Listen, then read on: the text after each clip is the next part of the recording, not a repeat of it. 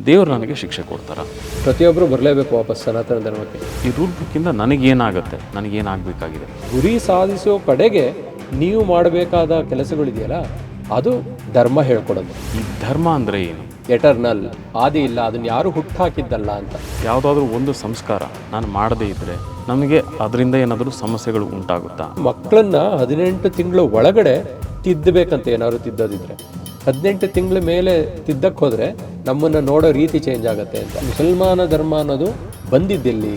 ಅವರಿಗೆ ಕೆಟ್ಟತನದಿಂದಲೇ ಮಾಡಿದ್ರೆ ನೀವು ಸ್ವರ್ಗ ಸಿಗುತ್ತೆ ಅಂತಂದರೆ, ನಮ್ಮಲ್ಲಿ ನಮ್ಮ ಕಥೆಗಳಲ್ಲಿ ಏನು ಹೇಳ್ಕೊಟ್ಟಿದ್ದಾರೆ ಹಿಂದೆಲ್ಲ? ಈ ರೂಲ್ ಬುಕ್ನ ಉದ್ದೇಶ ಏನು? ಈ ರೂಲ್ ಬುಕ್ಕಿಂದ ನನಗೇನಾಗುತ್ತೆ, ನನಗೇನಾಗಬೇಕಾಗಿದೆ? ದೇವರನ್ನ ಇಟ್ಟು ಪೂಜೆ ಮಾಡಬೇಕು ಅಂತ ಹೇಳೇ ಕೊಟ್ಟಿಲ್ಲ. ನಿಮಗೆ ಎಲ್ಲರಲ್ಲೂ ದೇವರಿದ್ದಾನೆ, ಎಲ್ಲರನ್ನೂ ಪೂಜಿಸು ಅಂತಲೇ ಹೇಳ್ಕೊಟ್ಟಿರೋದು ಸನಾತನ ಧರ್ಮ. ಸನಾತನ ಧರ್ಮ. ನಮಸ್ಕಾರ ವೀಕ್ಷಕರೇ, ಇವತ್ತು ನಾವು ಹಿಂದೂ ಧರ್ಮ ಅಥವಾ ಸನಾತನ ಧರ್ಮದ ಕುರಿತು ತಿಳಿದುಕೊಳ್ಳಲಿದ್ದೇವೆ. ಅದರಲ್ಲೂ ಮುಖ್ಯವಾಗಿ ಈ ಧರ್ಮ ಅಂದರೆ ಏನು? ಈ ಧರ್ಮದ ಹಿಂದೆ ನಾವು ಸನಾತನ ಅಥವಾ ಹಿಂದೂ ಅಂತ ಹಾಕಿದಾಗ ಅದು ನಮ್ಮ ಧರ್ಮ ಆಗುತ್ತೆ. ಜನರಲ್ ಟರ್ಮ್ಸಲ್ಲಿ ಅಥವಾ ಸಾಮಾನ್ಯವಾಗಿ ಧರ್ಮ ಅಂದ್ರೇನು, ಅದರ ವ್ಯಾಪ್ತಿ ಎಷ್ಟಿದೆ, ಅದ್ರ ಬಗ್ಗೆ ನಾವು ಅಂದ್ಕೊಂಡಿರುವಂಥ ಅನೇಕ ವಿಚಾರಗಳು ಸುಳ್ಳಿರ್ಬೋದು ಅಥವಾ ತಪ್ಪಾಗಿ ನಾವು ಅವುಗಳನ್ನು ಅರ್ಥೈಸ್ಕೊಂಡಿರ್ಬೋದು. ಇವೆಲ್ಲವುಗಳ ಕುರಿತಾಗಿ ಇವತ್ತು ನಮ್ಮೊಂದಿಗೆ ಚರ್ಚೆ ಮಾಡಲು ನಮ್ಮೊಂದಿಗಿದ್ದಾರೆ ಅನಂತ ಕೃಷ್ಣ ಶರ್ಮಾ ಸರ್ ಅವರು. ಕಾರ್ಯಕ್ರಮಕ್ಕೆ ಸರ್ ನಿಮಗೆ ಸ್ವಾಗತ. ನಮಸ್ತೆ. ಧರ್ಮವಾಹಿನಿಯ ಎಲ್ಲ ವೀಕ್ಷಕರಿಗೂ ಈ ಮೂಲಕ ಶುಭ ಹಾರೈಸ್ತೇನೆ. ನೀವು ಹೇಳಿದ ಹಾಗೆ ಧರ್ಮ ಅಂದರೆ ಏನು ಅಥವಾ ಧರ್ಮದ ಪರಿವಾಕ್ಯ ಏನು ಅಂತ ಯೋಚನೆ ಮಾಡೋದಾದರೆ, ನಾವು ಯಾವುದೇ ಕೆಲಸ ಕಾರ್ಯಗಳಲ್ಲಿರ್ಬೋದು ಅಥವಾ ಜಾತಿ ಪಂಥಗಳಲ್ಲಿರ್ಬೋದು, ಅದಕ್ಕೊಂದು ರೂಲ್ಸ್ ಮತ್ತು ರೆಗ್ಯುಲೇಷನ್ಸ್ ಇರುತ್ತೆ. ಹಾಗೆ ನಮ್ಮ ಕರ್ತವ್ಯಗಳು ಕೂಡ ಇರುತ್ತೆ. ಒಂದು ಧರ್ಮದಲ್ಲಿ ನಾನು ಹುಟ್ಟಿದ್ದೀನಿ ಅಥವಾ ಒಂದು ಧರ್ಮವನ್ನು ನಾನು ಪಾಲಿಸ್ತೀನಿ ಅಂತಂದಾಗ ಅದಕ್ಕೊಂದು ಕಟ್ಟಳೆಗಳಿರುತ್ತೆ. ಇದು ಈ ರೀತಿ ಮಾಡಿದ್ರೆ ಸರಿ, ಈ ರೀತಿ ಮಾಡಿದ್ರೆ ತಪ್ಪು. ಈ ತಪ್ಪು ಸರಿ ಎನ್ನೋದೇ ನಿಜವಾ ಅಂತ ಯೋಚನೆ ಬರುತ್ತೆ. ಯಾಕೆಂತಂದರೆ ಒಂದು ಸಮಯದಲ್ಲಿ ಸರಿ ಇದ್ದಿದ್ದು ಇನ್ನೊಂದು ಸಮಯದಲ್ಲಿ ಅದೇ ಪರ್ಸನ್ನಿಗೆ ಬೇರೆ ಕಡೆ ತಪ್ಪಾಗಿ ಇದಾಗ್ಬೋದು.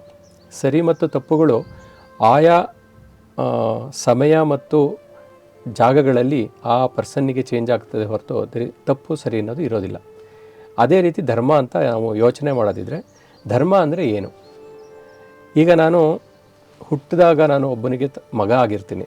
ಮಗನಾಗಿ ನನ್ನ ಕರ್ತವ್ಯಗಳೇನು ಅದನ್ನು ಪಾಲಿಸಿದಾಗ ಅದು ನನ್ನ ಧರ್ಮ. ಮಗನಾಗಿ ನನ್ನ ತಂದೆ ತಾಯಿಗಳಿಗಿರ್ಬೋದು ಅಥವಾ ನಾ ಸಹೋದರನಾಗಿ ನನ್ನ ಅಕ್ಕ ತಂಗಿಯರಿಗೋ ಅಣ್ಣ ತಮ್ಮಂದರಿಗೋ ನಾನು ಮಾಡುವಂಥ ಕೆಲಸಗಳು, ಅಥವಾ ನಾನು ಒಂದು ದೇಶದಲ್ಲಿ ಹುಟ್ಟಿದಾಗ ಆ ದೇಶದ ಧರ್ಮ ಏನಿದೆ, ಏನು ಹೇಳುತ್ತೆ ಒಬ್ರಿಗೆ, ಅಥವಾ ನಾನು ಮನುಷ್ಯನಾಗಿ ಹುಟ್ಟಿದಾಗ ನನ್ನ ಧರ್ಮ ಏನು ಹೇಳುತ್ತೆ, ಬೇರೆ ಯಾರಿಗೂ ತೊಂದರೆ ಮಾಡಬಾರ್ದು ಅಂತಲೋ ಅಥವಾ ಪ್ರಾಣಿ ಪಕ್ಷಿಗಳನ್ನು ಸರಿಯಾಗಿ ನೋಡ್ಕೊಳ್ಳೋಂತಲೋ ಅಥವಾ ನನ್ನ ಸುತ್ತಮುತ್ತ ಇರುವಂಥ ಪರಿಸರವನ್ನು ಕಾಪಾಡುವಂತಲೋ ಅಥವಾ ಬೆಳೆಸುವಂತಲೋ, ಇದು ನನ್ನ ಧರ್ಮ ಆಗಿರುತ್ತೆ. ಸೊ ಧರ್ಮದ ಪರಿವಾಕ್ಯ ನಾವು ಯಾವ ರೀತಿ ಇಟ್ಕೊಂಡಿದ್ದೀವಿ ಅನ್ನೋದ್ರ ಮೇಲೆ ಆ ಧರ್ಮ ಸರಿನೋ ತಪ್ಪೋ, ಅಥವಾ ಅದನ್ನು ನಾವು ಹೋಗ್ತಾ ಇರೋ ದಾರಿ ಇದೆಯಲ್ಲ, ಅದು ಹೋಗ್ತಾ ಇರೋ ದಾರಿ ಸತ್ಯ ಇದೆಯೋ ಅಸತ್ಯ ಇದೆಯೋ ಅಂತ. ಧರ್ಮದ ಪರಿವಾಕ್ಯ ನಾವು ಹೇಳಬೇಕು ಅಂತಂದರೆ, ಈಗ ಬೆಂಕಿ ಇದೆಯಲ್ಲ, ಬೆಂಕಿ ಸುಡೋದು ಧರ್ಮ. ಅಕಸ್ಮಾತ್ ಬೆಂಕಿ ಸುಡದಲೇ ಇದ್ದರೆ, ಬೆಂಕಿ ಇದ್ದು ಅದು ಸುಡದಲೇ ಇದ್ದರೆ ಅದು ಧರ್ಮ ಅಲ್ಲ. ಗಾಳಿ ಇದೆಯಲ್ಲ, ಅದು ಪಸರಿಸೋದು ಧರ್ಮ ಅದರದ್ದು. ನೀರು ಹರಿಯೋದು ಧರ್ಮ. ಈ ರೀತಿ ಪ್ರತಿಯೊಂದಕ್ಕೂ ಅದರದ್ದೇ ಆದ ಧರ್ಮ ಇದೆ. ಆ ಧರ್ಮದಲ್ಲಿ ನಾವು ನಡ್ಕೋತಾ ಇದ್ದೀವ, ಅದು ಇಂಪಾರ್ಟೆಂಟ್ ಆಗುತ್ತೆ ಧರ್ಮದ ಪರಿವಾಕ್ಯದಲ್ಲಿ. ಇದನ್ನು ನಾವು ಸನಾತನ ಧರ್ಮ ಅಥವಾ ಹಿಂದೂ ಧರ್ಮ ಅಂತ ಯೋಚನೆ ಯಾಕೆ ಮಾಡ್ತೀವಿ ನಾವು ಅಂತಂದರೆ, ಹಿಂದೂ ಧರ್ಮದ ಪರಿವಾಕ್ಯದಲ್ಲಿ ಅಥವಾ ಸನಾತನ ಧರ್ಮದ ಪರಿವಾಕ್ಯದಲ್ಲಿ ನಮಗೆ ಎಲ್ಲಿಗೂ ಯಾರಿಗೂ ತೊಂದರೆ ಮಾಡಬೇಡ, ಎಲ್ಲರನ್ನೂ ಪ್ರೀತಿಯಿಂದ ಕಾಣು, ಇದೇ ರೀತಿಯ ಪರಿಭಾಷೆನೇ ನಮಗೆ ಹೇಳ್ಕೊಟ್ಟಿರೋದು. ಆ ರೀತಿ ಹೇಳಿರೋದ್ರಿಂದ ನಮ್ಮ ಹಿಂದೂ ಧರ್ಮ ಅನ್ನೋದು ಒಂದು ಮೇರುವಾಗಿ ಕಾಣುತ್ತದೆ.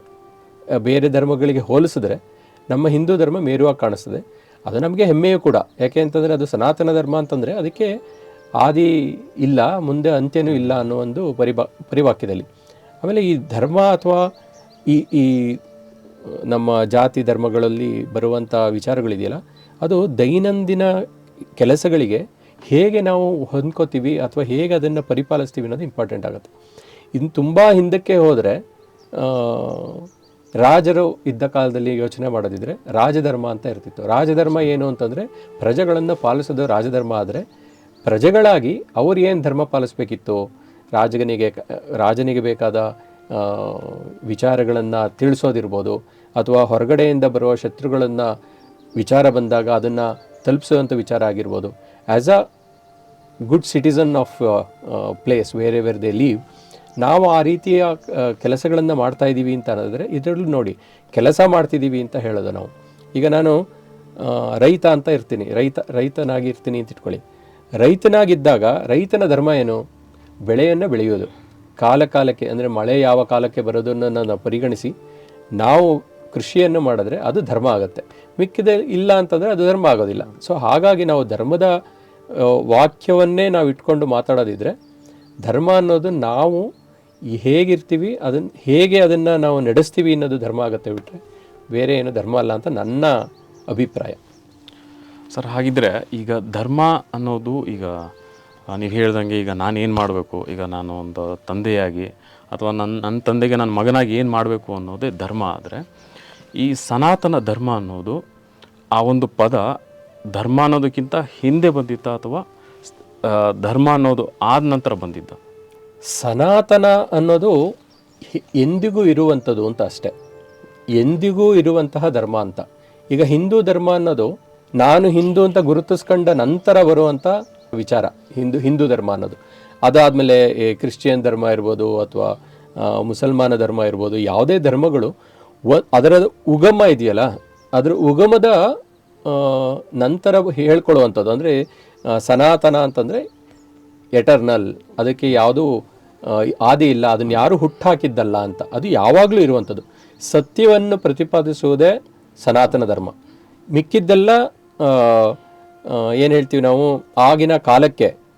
ಈಗ ನಾನು ಮುಸ್ಲಿಂ ಧರ್ಮ ಇರ್ಬೋದು ಅಥವಾ ಕ್ರಿಶ್ಚಿಯನ್ ಧರ್ಮ ಇರ್ಬೋದು, ಹೇಗೆ ಬಂತು ಅಂತ ಯೋಚನೆ ಮಾಡೋದಾದರೆ ಅದೊಂದು ಭಾಗಕ್ಕೆ ಮಾತ್ರ ಸೀಮಿತವಾಗಿತ್ತು. ಆದರೆ ಸನಾತನ ಧರ್ಮ ಅಂತ ಅನ್ನೋದು ಹಾಗಲ್ಲ. ಸನಾತನ ಧರ್ಮದಲ್ಲಿ ಹೇಗೆ ಅಂತಂದರೆ ನೀನು ಸತ್ಯವನ್ನು ಹೇಳು ಅಂತ ಹೇಳ್ತಾರೆ.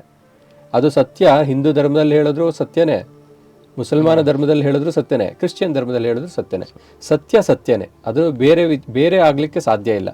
ನೀರು ಮಳೆಗೆ ಬಂದಾಗ ನೀರು ಬರುತ್ತೆ ಅಂತ ಹೇಳಿದ್ರೆ, ಅಥವಾ ಕಡಲು ಆವಿಯಾಗಿ ಮಳೆ ಸುರಿಸುತ್ತೆ ಅಂತ ಹೇಳೋದು ಎಷ್ಟು ಸತ್ಯನೋ, ಸನಾತನ ಧರ್ಮನೂ ಅಷ್ಟೇ ಸತ್ಯ.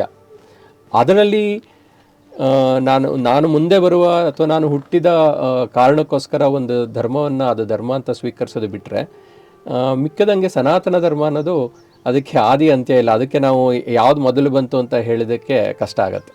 ಸರ್, ಈಗ ಸನಾತನ ಧರ್ಮವನ್ನು ತಾವು ಇನ್ನೊಂದು ಎಕ್ಸ್ಟೆಂಡ್ ಬೃಹತ್ ಇದರಲ್ಲಿ ಅದರ ವಿಸ್ತಾರ ರೂಪ ಹೇಗೆ ಅನ್ನೋದನ್ನು ಹೇಳ್ತೀರಾ? ವಿಸ್ತಾರ ರೂಪ ಅಂದರೆ ನೀವು ಯಾವ ರೀತಿ ಕೇಳಕ್ಕೆ ಇಷ್ಟಪಡ್ತೀರಾ? ಈಗ ಜನರಲ್ ಆಗಿ ಸರ್, ನಾನೊಬ್ಬ ಹಿಂದೂ ಆಗಿದ್ದು, ಈಗ ನನಗೆ ಹಿಂದೂ ಧರ್ಮದ ಬಗ್ಗೆ ನನಗೇನೆಲ್ಲ ಮಾಹಿತಿ ಇದೆ ಅನ್ನೋದು ನನಗೆ ಅರಿವಿದೆ. ಆದ್ರೂ ನಾನು ಸನಾತನ ಧರ್ಮ ಅಂತ ಒಂದು ಪರ್ಟಿಕ್ಯುಲರ್ ವರ್ಡ್ ಅಂತ ಬಂದಾಗ ಸನಾತನ ಧರ್ಮ ಅಂದರೆ ಏನು? ಸನಾತನ ಧರ್ಮ ಅಂತಂದರೆ ಒಬ್ಬ ವ್ಯಕ್ತಿ ಅವನ ಜೀವನದಲ್ಲಿ ಪಾಲಿಸಲೇಬೇಕಾದ ಕೆಲವು ಕರ್ತವ್ಯಗಳು. ಈಗ ನಾನು ಈ ಮೊದಲೇ ಹೇಳಿದ ಹಾಗೆ, ನಾನು ಹುಟ್ಟಿನಿಂದ ಯಾರೋ ತಂದೆ ತಾಯಿಗಳಿಗೆ ಮಗನಾಗಿ ಹುಟ್ಟಿರ್ತೀನಿ. ನನ್ನ ಕರ್ತವ್ಯಗಳನ್ನು ನಾನು ಪಾಲಿಸಬೇಕು. ಇವತ್ತಿನ ದಿನಗಳಲ್ಲಿ ಏನಾಗ್ತಾ ಇದೆ ಅಂತಂದರೆ, ಕರ್ತವ್ಯ ಪಾಲಿಸೋದಕ್ಕಿಂತ ಹಕ್ಕನ್ನ ಪಡ್ಕೊಳ್ಳೋದಿದೆಯಲ್ಲ, ಅದದ್ದೇ ಮೇನ್ ಆಗ್ತಾ ಇದೆ. ನಾನು ಕರ್ತವ್ಯ ಪಾಲಿಸಿದಾಗ ಒಂದೊಂದು ರೋಲ್, ನಾನು ಯಾವ ರೋಲ್ನಲ್ಲಿ ಆ್ಯಕ್ಟ್ ಮಾಡ್ತೀನಿ, ಇದು ಆ್ಯಕ್ಟ್ ಅಂತಲೇ ತಿಳ್ಕೊಳ್ಳೋಣ, ಆಯಿತಾ? ಜೀವನದಲ್ಲಿ ನಾವು ಒಂದೇ ಸಮಯಕ್ಕೆ 10 ರೋಲ್ ಮಾಡ್ತಾ ಇರ್ತೀವಿ. ಈಗ ನನ್ನ ತಂದೆ ತಾಯಿ ಇನ್ನೂ ಜೀವಂತ ಇದ್ದಾರೆ ಅಂತಂದರೆ, ಆ ಸಮಯದಲ್ಲಿ ನಾನು ಮಗನಾಗಿ ಅವರ ಜೊತೆ ವ್ಯವಹರಿಸುವಾಗ ನಾನು ಮಗನ ರೋಲ್ ಮಾಡ್ತಾ ಇರ್ತೀನಿ. ಒಂದು ಸ್ವಲ್ಪ ಸಮಯ ಕಳೆದ ಮೇಲೆ ನಾನು ಶಾಲೆಗೆ ಹೋಗ್ತೀನಿ. ಶಾಲೆಗೆ ಹೋದಾಗ ನನಗೆ ಸಹಪಾಠಿಗಳು ಸಿಗ್ತಾರೆ, ಜೊತೆಗೆ ಗುರುಗಳು ಸಿಗ್ತಾರೆ. ಆವಾಗ ನಾನು ಶಿಷ್ಯನಾಗಿ ಆ್ಯಕ್ಟ್ ಮಾಡ್ತೀನಿ, ಈ ಕಡೆ ಫ್ರೆಂಡ್ಸ್ಗಳಿಗೆ ಸಹಪಾಠಿಯಾಗಿ ಆ್ಯಕ್ಟ್ ಮಾಡ್ತೀನಿ. ಅದರಿಂದ ಮುಂದಕ್ಕೆ ಹೋದರೆ ನಾನು ಕೆಲಸ ಕಾರ್ಯಕ್ಕೆ ಹೋದಾಗ ನಾನು ಒಬ್ಬ ಕಂಪನಿಗೆ, ಯಾವ ಕಂಪನಿನಲ್ಲಿ ಇರ್ತೀನೋ ಆ ಕಂಪನಿಗೆ ಒಬ್ಬ ಸೇವಕ ಅಂತ ಕರಿಬೋದಾ ನಿಮ್ಮ ಇದರಲ್ಲಿ, ಅಥವಾ ನಾನು ಅಲ್ಲಿ ಎಂಪ್ಲಾಯಿ ಅಂತ ಕರೆದ್ರೆ, ಎಂಪ್ಲಾಯಿ ಏನು ಹೇಳ್ತೀವಿ ನಾವು, ಕೆಲಸಗಾರ.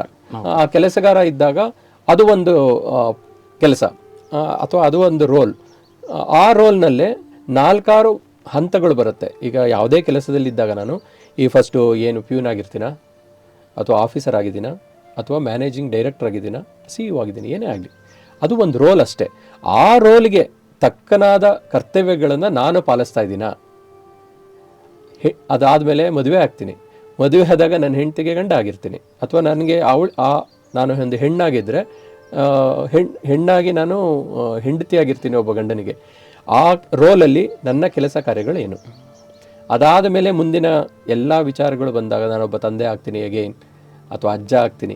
ಈ ರೋಲ್ನಲ್ಲಿ ನನ್ನ ಕರ್ತವ್ಯಗಳು ಏನಿದೆ ಅದನ್ನು ನಾನು ಪರಿಪಾಲಿಸ್ತಿದ್ದೀನ ಅನ್ನೋದು ಮೇನ್ ಇಂಪಾರ್ಟೆಂಟ್. ಸೊ ಈ ಸನಾತನ ಧರ್ಮದಲ್ಲಿ ನಮಗೆ ಹೇಳಿಕೊಟ್ಟಿರೋ ಪಾಠದ ಪ್ರಕಾರ, ಅಂದರೆ ಹೇಳಿಕೊಟ್ಟಿರೋ ಅಥವಾ ತಿಳ್ಕೊಂಡಿರೋ ಪಾಠದ ಪ್ರಕಾರ, ಈ ಮೊದಲು ಹೇಳಿದ ಹಾಗೆ ಯಾವ ಸಮಯದಲ್ಲಿ ಹೇಳಬೇಕು, ಏನು ಮಾಡಬೇಕು, ನಾವು ಸನಾತನ ವಿಚಾರದಲ್ಲಿ ತಗೊಂಡಾಗ ನಾವು ಅಷ್ಟಾಂಗ ಯೋಗದ ಬಗ್ಗೆ ಮಾತಾಡ್ತೀವಿ.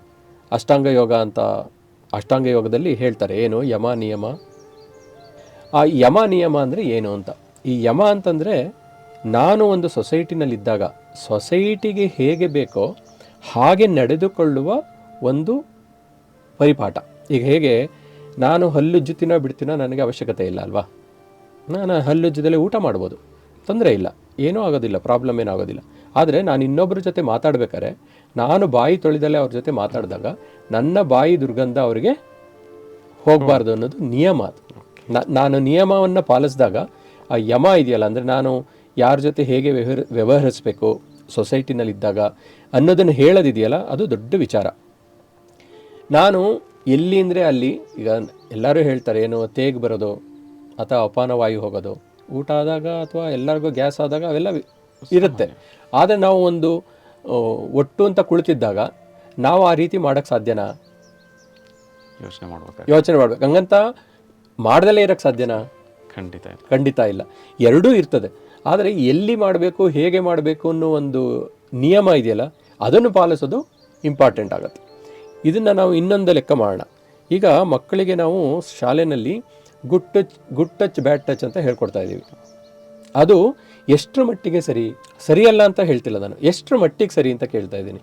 ಯಾಕೆ ಎಷ್ಟರ ಮಟ್ಟಿಗೆ ಸರಿ ಅಂತ ಕೇಳ್ತಾ ಇದ್ದೀನಿ ಅಂತಂದರೆ, ಆ ಸಮಯದಲ್ಲಿ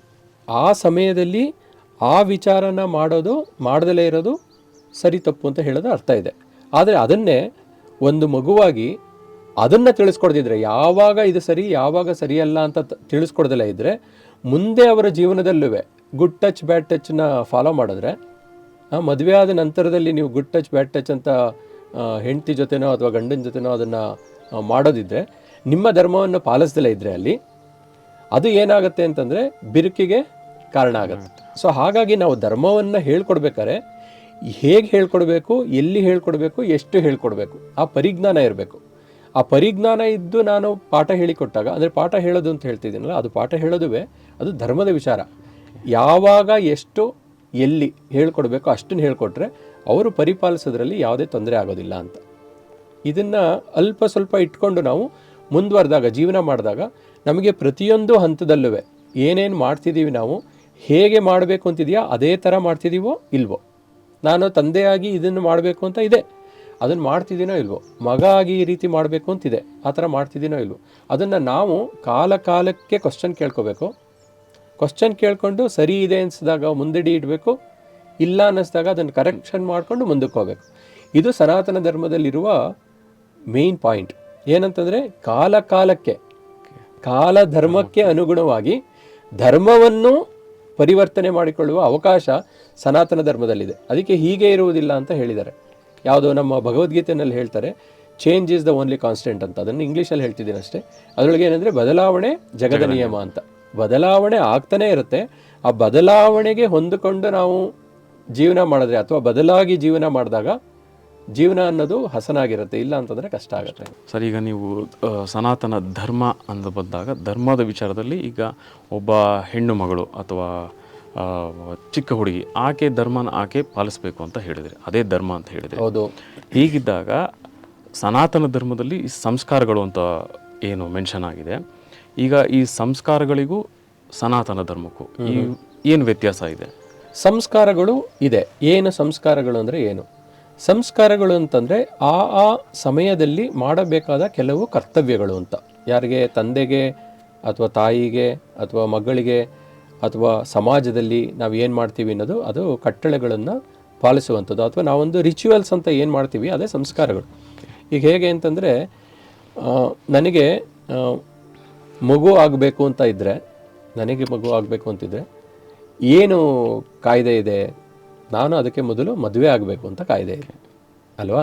ಮದುವೆ ಆಗದಲೇ ಮಕ್ಕಳು ಮಾಡ್ಕೊಳ್ಳೋ ಹಾಗಿಲ್ಲ ಅಂತ. ಯಾಕದಿದೆ? ಸೋಷಿಯಲ್ ಆಸ್ಪೆಕ್ಟ್ಸಲ್ಲಿ ನಾವು ನೋಡಿದಾಗ ಆ ರೀತಿ ನಾವು ಒಂದು ಕಟ್ಟಳೆನ ನಮ್ಮ ಜೀವನದಲ್ಲಿ ನಾವೇ ಹಾಕ್ಕೊಳ್ದಲೇ ಇದ್ದರೆ, ಹೆಣ್ಣು ಎಲ್ಲೆಲ್ಲಿ ಸಿಗುತ್ತೋ ಅಥವಾ ಗಂಡು ಎಲ್ಲೆಲ್ಲಿ ಸಿಗುತ್ತೋ ಅದು ಎರಡೂ ಕಡೆಗೆ, ನಾನು ಬರೀ ಗಂಡಿಗೆ ಅಥವಾ ಹೆಣ್ಣಿಗೆ ಅಂತ ಇದೆಲ್ಲ, ಎರಡೂ ಕಡೆಗೆ ಅವರವರ ಮಗು ಪಡೆಯೋದೇ ಒಂದು ಧರ್ಮ ಆದರೆ ಹೇಗೆ ಬೇಕಾದ್ರೂ ಪಡಿಬೋದು. ಅದಕ್ಕೂ ನಮಗೂ ಅವಾಗ ನಾವು ಮಾನವರಾಗಿ ಅಂದರೆ ಮನುಷ್ಯರಾಗಿ ಹುಟ್ಟಿ ನಮಗೂ ಪ್ರಾಣಿಗಳಿಗೂ ಏನು ವ್ಯತ್ಯಾಸ ಇದೆ? ಅದಕ್ಕೆ ಮನುಷ್ಯ ಧರ್ಮದಲ್ಲಿ ಏನೇನು ಪಾಲಿಸಬೇಕು, ಯಾವ್ಯಾವ ಸಮಯದಲ್ಲಿ ಪಾಲಿಸಬೇಕು ಅನ್ನೋದಕ್ಕೊಂದು ರೂಲ್ಸ್ ಆ್ಯಂಡ್ ರೆಗ್ಯುಲೇಷನ್ಸ್ ಹಾಕಿದ್ದಾರೆ. ಆ ಸಮಯದಲ್ಲಿ ಅದದು ಮಾಡುವಂಥ. ಈ ಬಾಲ್ಯಾವಸ್ಥೆಯಲ್ಲಿ ನೀವು ಸ್ಕೂಲ್ಗೆ ಹಾಕೋ ಅವಶ್ಯಕತೆ ಇಲ್ಲ. ಹಿಂದಿನ ನಾವು ಸನಾತನ ಧರ್ಮದ್ದು ಹೇಳಕ್ಕೆ ಹೋದರೆ ಅವರನ್ನು 8 ವರ್ಷ ಹತ್ತತ್ರ ಬಂದಾಗ ಎಜುಕೇಷನ್ಗೆ ಅಂತ ಹೊರಗಡೆ ಕಳಿಸ್ತಿದ್ರು. ಹಂಗಂದ್ರೆ ಹಿಂದೆ ಎಜುಕೇಷನ್ ಹೇಳ್ಕೊಟ್ಟಿಲ್ಲ ಅಂತಲ್ಲ, ಅದಕ್ಕೆ ಹಿಂದೆ ಹೇಳಿದರು ಏನೋ ತಾಯಿಯೇ ಮೊದಲ ಗುರು, ಮನೆಯೇ ಮೊದಲ ಪಾಠಶಾಲೆ. ಇದನ್ನೆಲ್ಲ ಯಾಕೆ ಹೇಳಿದ್ದಾರೆ ಅಂತಂದರೆ, ಮನೆಯಲ್ಲಿ ಏನು ಮಾಡಬೇಕು, ಹೇಗೆ ಮಾಡಬೇಕು, ಯಾರ ಜೊತೆ ಹೇಗೆ ವ್ಯವಹರಿಸಬೇಕು, ಯಾವ ಸಮಯದಲ್ಲಿ ನಾವು ನಮ್ಮ ನಡವಳಿಕೆ ಹೇಗಿರಬೇಕು, ಇದನ್ನೆಲ್ಲ ಸೋಷಿಯಲ್ ಆಸ್ಪೆಕ್ಟ್ಸ್ ಇದೆಯಲ್ಲ, ಇವಿಷ್ಟನ್ನು ಮೊದಲು ಮನೆಯಲ್ಲಿ ಹೇಳ್ಕೊಡ್ತಾ ಇದ್ರು. ಈಗ ದೇವರಿಗೆ ಹೇಗೆ ನಾವು ಪೂಜೆ ಮಾಡಬೇಕು, ಈ ಥರದ್ದೆಲ್ಲ ವಿಚಾರ ಹೇಳ್ಕೊಡ್ತಿದ್ರು. ಪೂಜೆ ಮಾಡೋದು ಹೇಳ್ಕೊಡ್ತಿದ್ರು, ಅದ್ರ ಪೂಜೆನ ಯಾವ ಮಂತ್ರ ಸಹಿತ ಮಾಡಿ ಅಂತ ಹೇಳ್ಕೊಡ್ತಿರ್ಲಿಲ್ಲ. ಯಾಕೆಂದರೆ ಅದು ಗುರು ಹೇಳ್ಕೊಡ್ತಾನೆ ಅಂತ. ಸೊ 8 ವರ್ಷ ಆದಾಗ ಅವನಿಗೆ ಉಪನಯನ ಅಂತ ಮಾಡೋರು. ಉಪನಯನ ಅಂತಂದರೆ 2ನೇ ಕಣ್ಣು, ಅಥವಾ ಉಪನಯನ 2ನೇ ಕಣ್ಣು ಅಂತ. 2ನೇ ಕಣ್ಣು ಯಾರಾಗಕ್ಕೆ ಸಾಧ್ಯ? ಮೊದಲನೇ ಕಣ್ಣು ತಾಯಿ ಜನ್ಮ ಕೊಟ್ಟಾಗ ಮೊದಲನೇ ಕಣ್ಣು ಬಂದರೆ, ಜ್ಞಾನದ ದೃಷ್ಟಿ ಕೊಡುವ ಗುರು 2ನೇ ಕಣ್ಣನ್ನು ಕೊಡ್ತಾನೆ ಅನ್ನೋ ಲೆಕ್ಕದಲ್ಲಿ ಗುರುವಿನ ಜೊತೆಗೆ ಕಳಿಸುವ ಮುಂದೆ ಅದಕ್ಕೊಂದು ಉಪನಯನ ಅಂತ ಒಂದು ವಿಧಿ ಮಾಡಿ ಎಜುಕೇಷನ್ಗೆ ಕಳಿಸ್ತಾ ಇದ್ರು. ಇದು ಸಂಸ್ಕಾರಗಳು. ನಾವು ಷೋಡಶ ಕರ್ಮಗಳು ಅಂತ ಹೇಳ್ತೀವಿ, ಷೋಡಶ ಸಂಸ್ಕಾರಗಳು ಅಂತ ಹೇಳ್ತೀವಿ. 16 ಸಂಸ್ಕಾರಗಳಿದೆ. ಎಲ್ಲಿಂದ ಅಂತಂದರೆ ನಮ್ಮ ಹುಟ್ಟಿನಿಂದ ಸಾಯೋವರೆಗೂ, ಅಂದರೆ ನಾವು ಅಂತ್ಯೇಷ್ಟಿ ಮಾಡ್ತೀವಲ್ಲ ಅಲ್ಲಿವರೆಗೂ 16 ಕರ್ಮಗಳಿವೆ ಅಥವಾ 16 ಸಂಸ್ಕಾರಗಳಿದೆ ಅಂತ. ಆ ಸಂಸ್ಕಾರಗಳಲ್ಲಿ ನಮಗೆ 1 ಅಥವಾ 2 ಸಂಸ್ಕಾರಗಳನ್ನು ನಾವು ಹುಟ್ಟಿನ ನಂತರದಲ್ಲಿ ಪಡ್ಕೋತೀವಿ ಬಿಟ್ಟರೆ ಮಿಕ್ಕಿದ್ದೆಲ್ಲ ತಂದೆ ತಾಯಿಗಳು ನಮಗೆ ಮಾಡುವ ಸಂಸ್ಕಾರ. ನಾವು ತಂದೆ ತಾಯಿಗಳಿಗೆ ಮಾಡುವ ಸಂಸ್ಕಾರ ಒಂದು 2 ಇರ್ಬೋದು. ಏನು ಅಂತಂದರೆ, ಒಂದು ಅವರಿಗೆ ಶಾಂತಿ ಅಂತ ಮಾಡ್ತೀವಿ ಅದು, ಇನ್ನೊಂದು ಬಂದು ಅಂತ್ಯೇಷ್ಟಿ, ಅಂದರೆ ಅವರು ಹೋದ ಕಾಲದಲ್ಲಿ ಅವರ ಕ್ರಿಯಾಕರ್ಮಗಳನ್ನು ಮಾಡಿ ಅವರಿಗೆ ಮುಂದಿನ ಲೋಕವನ್ನು ತೋರಿಸುವಂಥ ಪ್ರಕ್ರಿಯೆ. ಈ ಪ್ರಕ್ರಿಯೆಯನ್ನು ನಾವು 2 ಮಾಡ್ತೀವಿ ಬಿಟ್ಟರೆ ಇನ್ನು 14 ನಮ್ಮ ತಂದೆ ತಾಯಿಗಳು ನಮಗೋಸ್ಕರ ಮಾಡಿರ್ತಾರೆ. ಈ 16 ಸಂಸ್ಕಾರಗಳನ್ನು ನಾವು ಯೋಚನೆ ಮಾಡೋದಾದರೆ ಯಾವ್ಯಾವ ಸಮಯದಲ್ಲಿ ಏನೇನು ಆಗಬೇಕು ಎಲ್ಲದೂ ಅದಕ್ಕೆ ಪೂರಕವಾಗಿ ಮಾಡಿದ್ದಾರೆ. ನಾವು ಹುಟ್ಟಿದಾಗ ನಾಮಕರಣ ಮಾಡ್ತಾರೆ, ಹುಟ್ಟಿ ಸ್ವಲ್ಪ ದಿವಸಕ್ಕೆ ನಾಮಕರಣ ಮಾಡ್ತಾರೆ. ನಾಮಕರಣ ಆದಮೇಲೆ ನಾವು ಮನೆಯಿಂದ ಹೊರಗಡೆ ಹೋಗಲಿಕ್ಕೆ ಅದಕ್ಕೆ ಒಂದು ಕಾರ್ಯಕ್ರಮ ಇದೆ. ನೀವು ಮನೆಯಿಂದ ಹೊರಗಡೆ ಹಸಿಲು ದಾಟಿ ಹೊರಗಡೆ ಹೋಗ್ಬೇಕಂದ್ರೆ ಅದಕ್ಕೊಂದು ಸಂಸ್ಕಾರ ಇದೆ. ಹಸಿಲು ದಾಟಿ ಹೊರಗಡೆ ಹೋದ್ಮೇಲೆ ಚೌಳಕರ್ಮ ಅಂತ ಮಾಡ್ತಾರೆ, ಅದಕ್ಕೊಂದು ಕಾರ್ಯಕ್ರಮ ಇದೆ. ಕರ್ಣಛೇದನ ಮಾಡ್ತಾರೆ, ಅದಕ್ಕೊಂದು ಕಾರ್ಯಕ್ರಮ ಇದೆ. ಸೊ ಹೀಗೆ ಪ್ರತಿಯೊಂದು ಕಾರ್ಯಕ್ರಮಕ್ಕೂ, ಈಗ ಹಿಂದೆ ಕಿವಿನಲ್ಲಿ ಚುಚ್ಚುತ್ತಾರೆ, ಏನಕ್ಕೆ ಚುಚ್ಚುತ್ತಾರೆ ಅಂತ ಕೇಳಿದ್ರೆ ಅದು ನಮ್ಮ ತಲೆಗೆ ಹೋಗುವ ಒಂದು ನರವನ್ನು ಪಿಂಚ್ ಮಾಡಿದಾಗ ನಮಗೆ ಬೇಕಾದ ಜ್ಞಾನವನ್ನು ಕ್ರೋಢೀಕರಿಸೋದಕ್ಕೆ ಅಥವಾ ನಾವು ತಿಳುವಳಿಕೆ ಹೇಳ್ಕೊಳ್ಳೋದಕ್ಕೆ ಚೆನ್ನಾಗಿರುತ್ತೆ ಅಂತ. ಈಗ ಮಕ್ಕಳನ್ನು ಈಗ ಸೈಕಾಲಜಿ, ನಾವು ಮನಃಶಾಸ್ತ್ರ ಅಂತ ನಾವು ಏನು ಹೇಳ್ತೀವಿ, ಆ ಸೈಕಾಲಜಿನಲ್ಲಿ ಒಂದಿಷ್ಟು ಹೇಳಿದ್ದಾರೆ. ಏನು ಹೇಳಿದ್ದಾರೆ? ಮಕ್ಕಳು 18 ತಿಂಗಳು ಕಳೆಯೋವರೆಗೂ ಯಾರು ಏನು ಅಂತ ಅದಕ್ಕೆ ಗೊತ್ತಿರಲ್ಲ, ಯಾರು ಏನು ಅಂತ ಗೊತ್ತಾಗೋದಿಲ್ಲ. 18 ತಿಂಗಳು ಕಳೆದ ನಂತರ ಗುರುತು, ಇದು ಆ ತಂದೆ, ಇದು ತಾಯಿ, ಇದು ತಮ್ಮ, ಇದು ಅಜ್ಜಿ, ನನಗೆ ಯಾರೋ ಸ್ವೀಟ್ ತಂದು ಕೊಡ್ತಾರೆ, ಇದಕ್ಕೆ ಅಂದರೆ ಯಾರೋ ತಂದು ಕೊಡ್ತಾರೆ, ಯಾರೋ ತಂದು ಕೊಡಲ್ಲ, ಈ ಥರದನ್ನೆಲ್ಲ ಗುರುತಿಸುವಂಥ ವಿಚಾರ ಇದೆಯಲ್ಲ, ಅದು 18ನೇ ತಿಂಗಳು ಕಳೆದ ನಂತರ ಬರುತ್ತೆ ಅಂತ. ಸೊ ಅದಕ್ಕೆ ಮಕ್ಕಳನ್ನು 18 ತಿಂಗಳು ಒಳಗಡೆ ತಿದ್ದಬೇಕಂತ, ಏನಾದ್ರು ತಿದ್ದೋದಿದ್ರೆ. 18 ತಿಂಗಳ ಮೇಲೆ ತಿದ್ದಕ್ಕೆ ಹೋದರೆ ಅದು ಒಳ್ಳೆ ಥರದಲ್ಲಿದ್ದರೆ, ಅಂದರೆ ಮಾತು ನಮ್ಮದು ಅಥವಾ ಕೃತಿ ನಮ್ಮದು ಯಾವ ರೀತಿ ಇರುತ್ತೆ ಅದರ ಮೇಲೆ ಮಕ್ಕಳು ಅವರು ನಮ್ಮನ್ನು ನೋಡೋ ರೀತಿ ಚೇಂಜ್ ಆಗುತ್ತೆ ಅಂತ. ಇದು ಧರ್ಮದಲ್ಲೇ ಹೇಳಿರೋದು ಇದು. ಇದನ್ನು ಈ ರೀತಿ ಮಾಡಿದ್ರೆ ಈ ರೀತಿ ಆಗತ್ತೆ ಅಂತ. ಆಮೇಲೆ ಯಾವುದುವೇ ನಾವು ಏನು ಮಾಡಿರ್ತೀವಿ ಅದಕ್ಕೆ ಪ್ರತಿಫಲ ಸಿಗೋದೇ ಹೊರತುವೆ ನಾವು ಏನು ಮಾಡಿರಲ್ವೋ ಅದಕ್ಕೆ ಯಾವುದುವೇ ರಿಯಾಕ್ಷನ್ಸ್ ಯಾವುದೂ ಬರಲ್ಲ. ನಾನು ಯಾರಿಗಾರು ಕೆನ್ನೆಗೆ ಹೊಡೆದ್ರೆ ಮಾತ್ರ ನನಗೆ ಇನ್ನೊಂದ್ಸಲ ಕೆನ್ನೆಗೆ ಹೊಡಿಬೋದೇನೋ ಅನ್ನೋ ಯೋಚನೆ ನನ್ನ ತಲೆಯಲ್ಲಿ ಬರಬೇಕು. ಇಲ್ಲದಿದ್ದರೆ ಅವಶ್ಯಕತೆ ಇಲ್ಲ. ಅದರಿಂದ ಅದಕ್ಕೆ ಬೇರೆ ಇರಬೇಕು. ಏನು ಅಂತಂದರೆ ನನ್ನ ಮಾತಿನ ಮುಖಾಂತರನೋ ಅಥವಾ ನನ್ನ ಕೃತಿ ಮುಖಾಂತರನೋ ನನ್ನ ಇದನ್ನು ತೋರಿಸಿರ್ಬೇಕು, ಅವಾಗಷ್ಟೇ ಅದು ಬರಲಿಕ್ಕೆ ಸಾಧ್ಯ. ಇದನ್ನು ನಾವು ಒಂದು ಸ್ವಲ್ಪ ಯೋಚನೆ ಮಾಡಿ ಮುಂದಡಿ ಇಟ್ಟಾಗ ಅಥವಾ ನಮ್ಮ ಧರ್ಮವನ್ನು ತಿಳಿಲಿಕ್ಕೆ ಹೊರಟಾಗ ನಮಗೆ ಈಸಿಯಾಗಿ ಅಥವಾ ಅನುಕೂಲಕರ ರೀತಿಯಲ್ಲಿ ಅರ್ಥ ಮಾಡ್ಕೊಳ್ಳಿಕ್ಕೆ ಗೊತ್ತಾಗುತ್ತೆ. ಸರ್, ಈಗ ಸಂಸ್ಕಾರಗಳು ಅಂತ ಬಂದಾಗ 16 ಅಂತ ಹೇಳಿದ್ರೆ, ಈ ಸಂಸ್ಕಾರಗಳಲ್ಲಿ ಯಾವುದಾದ್ರೂ ಒಂದು ಸಂಸ್ಕಾರ ನಾನು ಮಾಡದೇ ಇದ್ದರೆ ಅಥವಾ ನನಗೆ ಮಾಡಲಿಕ್ಕೆ ಸಾಧ್ಯ ಆಗದೇ ಇದ್ದರೆ ನಮಗೆ ಅದರಿಂದ ಏನಾದರೂ ಸಮಸ್ಯೆಗಳು ಉಂಟಾಗುತ್ತಾ? ಸಂಸ್ಕಾರಗಳನ್ನು ಮಾಡದಲೇ ಇದ್ದಾಗ ಸಮಸ್ಯೆ ಉಂಟಾಗತ್ತಾ? ಆ ರೀತಿ ಯಾವುದೂ ಇಲ್ಲ. ಆ ಸಂಸ್ಕಾರ ಅದು ಹೇಗಾಗಿರುತ್ತೆ ಅಂತಂದರೆ, ಈಗ ನಾನು ನನ್ನ ಜೀವನ ಕಾಲದಲ್ಲಿ ಮದುವೆ ಆಗದಲೇ ಇರಬಹುದು. ಅದು ಒಂದು ಸಂಸ್ಕಾರ ಅಲ್ವಾ? ಮದುವೆ ಆಗದಲೇ ಇರ್ಬೋದು. ಮದುವೆ ಆಗದಲೇ ಇದ್ದಾಗ ಬೇರೆ ಯಾವ ಯಾವ ಸಂಸ್ಕಾರಗಳು ಆಗದಲೇ ಇರೋ ಚಾನ್ಸಸ್ ಇರುತ್ತೆ ಅಲ್ವಾ? ಮದುವೆ ಆಗದಿದ್ದಾಗ ಮಕ್ಕಳಾಗ್ದಲೇ ಇರ್ಬೋದು, ಮಕ್ಕಳಿಗೆ ಮಾಡುವಂಥ ಜಾತಕರ್ಮ ಮಾಡೋಕ್ಕಾಗ್ದಲೇ ಇರ್ಬೋದು, ಅಥವಾ ನನಗೆ ಸಿಗಬೇಕಾದಂಥ ಮುಂದೆ ಯಾರೋ ಹುಟ್ಟಿದಾಗ ಯಾರೋ ನೋಡ್ಕೊಂಡಿರ್ತಾರೋ, ಬೆಳೆಯುವಾಗ ಯಾರು ನೋಡ್ಕೊತಾ ಇರ್ತಾರೋ, ಸತ್ತಾಗ ಯಾರೋ ಸುಟ್ಟಾಗ್ತಾರೆ, ಅವೆಲ್ಲ ಬೇರೆ ವಿಚಾರ. ಆದರೆ ನಾನೇ ಮಾಡಬೇಕಾದಂಥ ಕಾರ್ಯಗಳು ಅಥವಾ ಕರ್ತವ್ಯಗಳಿರ್ತಲ್ಲ, ಅದನ್ನು ಪೂರೈಸೋಕ್ಕೆ ಸಾಧ್ಯ ಇದೆಯಾ? ನಾನು ಮದುವೆಯಾಗಿ ಕರ್ತವ್ಯ ಪೂರೈಸೋದು ಏನು? ನನಗೆ ಜನ್ಮ ಕೊಟ್ಟ ತಂದೆ ತಾಯಿಗಳಿದಾರಲ್ಲ, ಅವರ ಋಣ ಹೇಗೆ ತೀರಿಸ್ತೀನಿ ನಾನು ಅಂತಂದರೆ, ನಾನು ಮದುವೆಯಾಗಿ ನನಗೆ ಮಕ್ಕಳಾದಾಗ ಅವರ ಋಣ ಅಂದರೆ ಒಂದಕ್ಕೆ ಜನ್ಮ ಕೊಡುವ ಋಣ ಇದೆಯಲ್ಲ, ಅದನ್ನು ತೀರಿಸಿದೆ ಅಂತ. ಈಗ ನಾನು ಎಜುಕೇಷನ್ ಕಲಿತೀನಿ. ನಾನು ಒಂದು ಶಾಲೆಯಲ್ಲಿ ಪಾಠ ಕಲಿಯುವಾಗ ನಾನು ಪಾಠ ಹೇಳಿಕೊಟ್ಟ ಗುರುವಿಗೆ ಅವರ ಋಣ ತೀರಿಸೋದು ಹೇಗೆ? ಅವ್ರಿಗೆ ಪಾಠ ಮಾಡೋದಾ? ಈಗ ನಾವು ದುಡ್ಡಿದೆಯಲ್ಲ, ಯಾರ ಹತ್ರನ ಸಾಲ ಇಸ್ಕೊಂಡಿರ್ತೀವಿ. ನಿಮ್ಮ ಹತ್ರ ನಾನು ಒಂದು 500 ರೂಪಾಯಿ ಸಾಲ ಇಸ್ಕೊತೀನಿ, ತಿಟ್ಕೊಳ್ಳಿ ಯಾವುದೋ ಕಾರಣಕ್ಕೆ. 500 ರೂಪಾಯಿನ ತಿರುಗಿಸಿ ಕೊಡ್ಬೋದು. ಆದರೆ ನನಗೆ ಕಷ್ಟ ಕಾಲ ಇತ್ತಲ್ಲ, ಆ ಸಮಯ ಇದೆಯಲ್ಲ, 500 ರೂಪಾಯಿ ಕೊಟ್ಟಿದ್ದು ನೀವು ಆ ಸಮಯದಲ್ಲಿ ತಾನೆ ಆ ಋಣ ತೀರ್ಸೋಕ್ಕಾಗತ್ತಾ? ಆಗಲಿಲ್ಲವಾ? ಸೊ ಇದೇ ರೀತಿ ನಾನು ಆ ರೀತಿ ನಿಮ್ಮ ಋಣನ ತೀರಿಸ್ಬೇಕು ಅಂತ ಅಂದ್ಕೊಳ್ಳೋದು ತಪ್ಪು ಅಂತ. ಈಗ ನನಗೆ ಕಷ್ಟ ಕಾಲದಲ್ಲಿ ನೀವು ಸಹಾಯ ಮಾಡಿರ್ತೀರ, ನಾನು ನಿಮಗೆ ಸಹಾಯ ಮಾಡಬೇಕು ಅಂತಂದರೆ ಏನಂತ ಯೋಚನೆ ಮಾಡ್ಬೇಕು ನಾನು? ನಿಮಗೆ ಕಷ್ಟ ಬರಲಿ ಅಂತ. ಅದು ಧರ್ಮನ? ಅಧರ್ಮ. ನಿಮಗೆ ತಪ್ಪಾಗಲಿ ಅಂತ ಅಥವಾ ತೊಂದರೆ ಆಗಲಿ ಅಂತ ಬಯಸೋದೇ ತಪ್ಪು ಅಂತ. ನಿಮ್ಮದು ಹಣ ಅಷ್ಟೇ ಕೊಡ್ಬೋದು ನಾನು, ಆ ಋಣನ ತೀರ್ಸೋಕ್ಕಾಗಲ್ಲ. ಆ ಋಣನ ಹೇಗೆ ತೀರಿಸ್ಬೋದು ಅಂತಂದರೆ, ಇನ್ಯಾರೋ 4 ಜನ ಆ ರೀತಿಯ ಕಷ್ಟ ಇದ್ದಾಗ ಅವರಿಗೆ ಸಹಾಯ ಮಾಡಿದ್ದ ಕಾಲದಲ್ಲಿ ನಾನು ಆ ಋಣವನ್ನು ತೀರಿಸ್ಬೋದು ಅಂತ. ಅದೇ ರೀತಿ ನಾನು ಟೀಚರ್ಸ್ಗೆ ಅವರು ಪಾಠ ಹೇಳ್ಕೊಟ್ಟಿರ್ತಾರಲ್ಲ, ವಿದ್ಯಾದಾನ ಮಾಡಿರ್ತಾರಲ್ಲ, ನಾನು 4-6 ಜನಕ್ಕೆ ವಿದ್ಯಾದಾನ ಮಾಡಿದಾಗ ಆ ಋಣ ತೀರ್ಸೋಕ್ಕೆ ಸಾಧ್ಯ ಅಂತ. ಇಲ್ಲದಿದ್ದರೆ ಸಾಧ್ಯ ಇಲ್ಲ. ಅದಕ್ಕೆ ಗಿಡ ಇದೆಯಲ್ಲ, ನಾವು ಈಗ ತಿಂತಾ ಇರೋದು ಹಣ್ಣಿದೆ, ಎಷ್ಟು ಥರದ ಹಣ್ಣು ತಿಂತೀವಿ. ಯಾವುದಾದ್ರು ಒಂದು ಗಿಡನ ನಾವು ನೆಟ್ಟಿದ್ದೀವ? ಯೋಚನೆ ಮಾಡಬೇಕಾಗುತ್ತೆ ಖಂಡಿತ. ಇಲ್ಲ ಅಲ್ವಾ? ಸೊ ನಾವು 4-6 ಗಿಡ ನೆಟ್ಟಿದಾಗ ಅದಕ್ಕೆ ಅದು ಒಳಗಡೆ ಒಂದು ಬೀಜನೂ ಇಟ್ಕೊಂಡಿರುತ್ತೆ.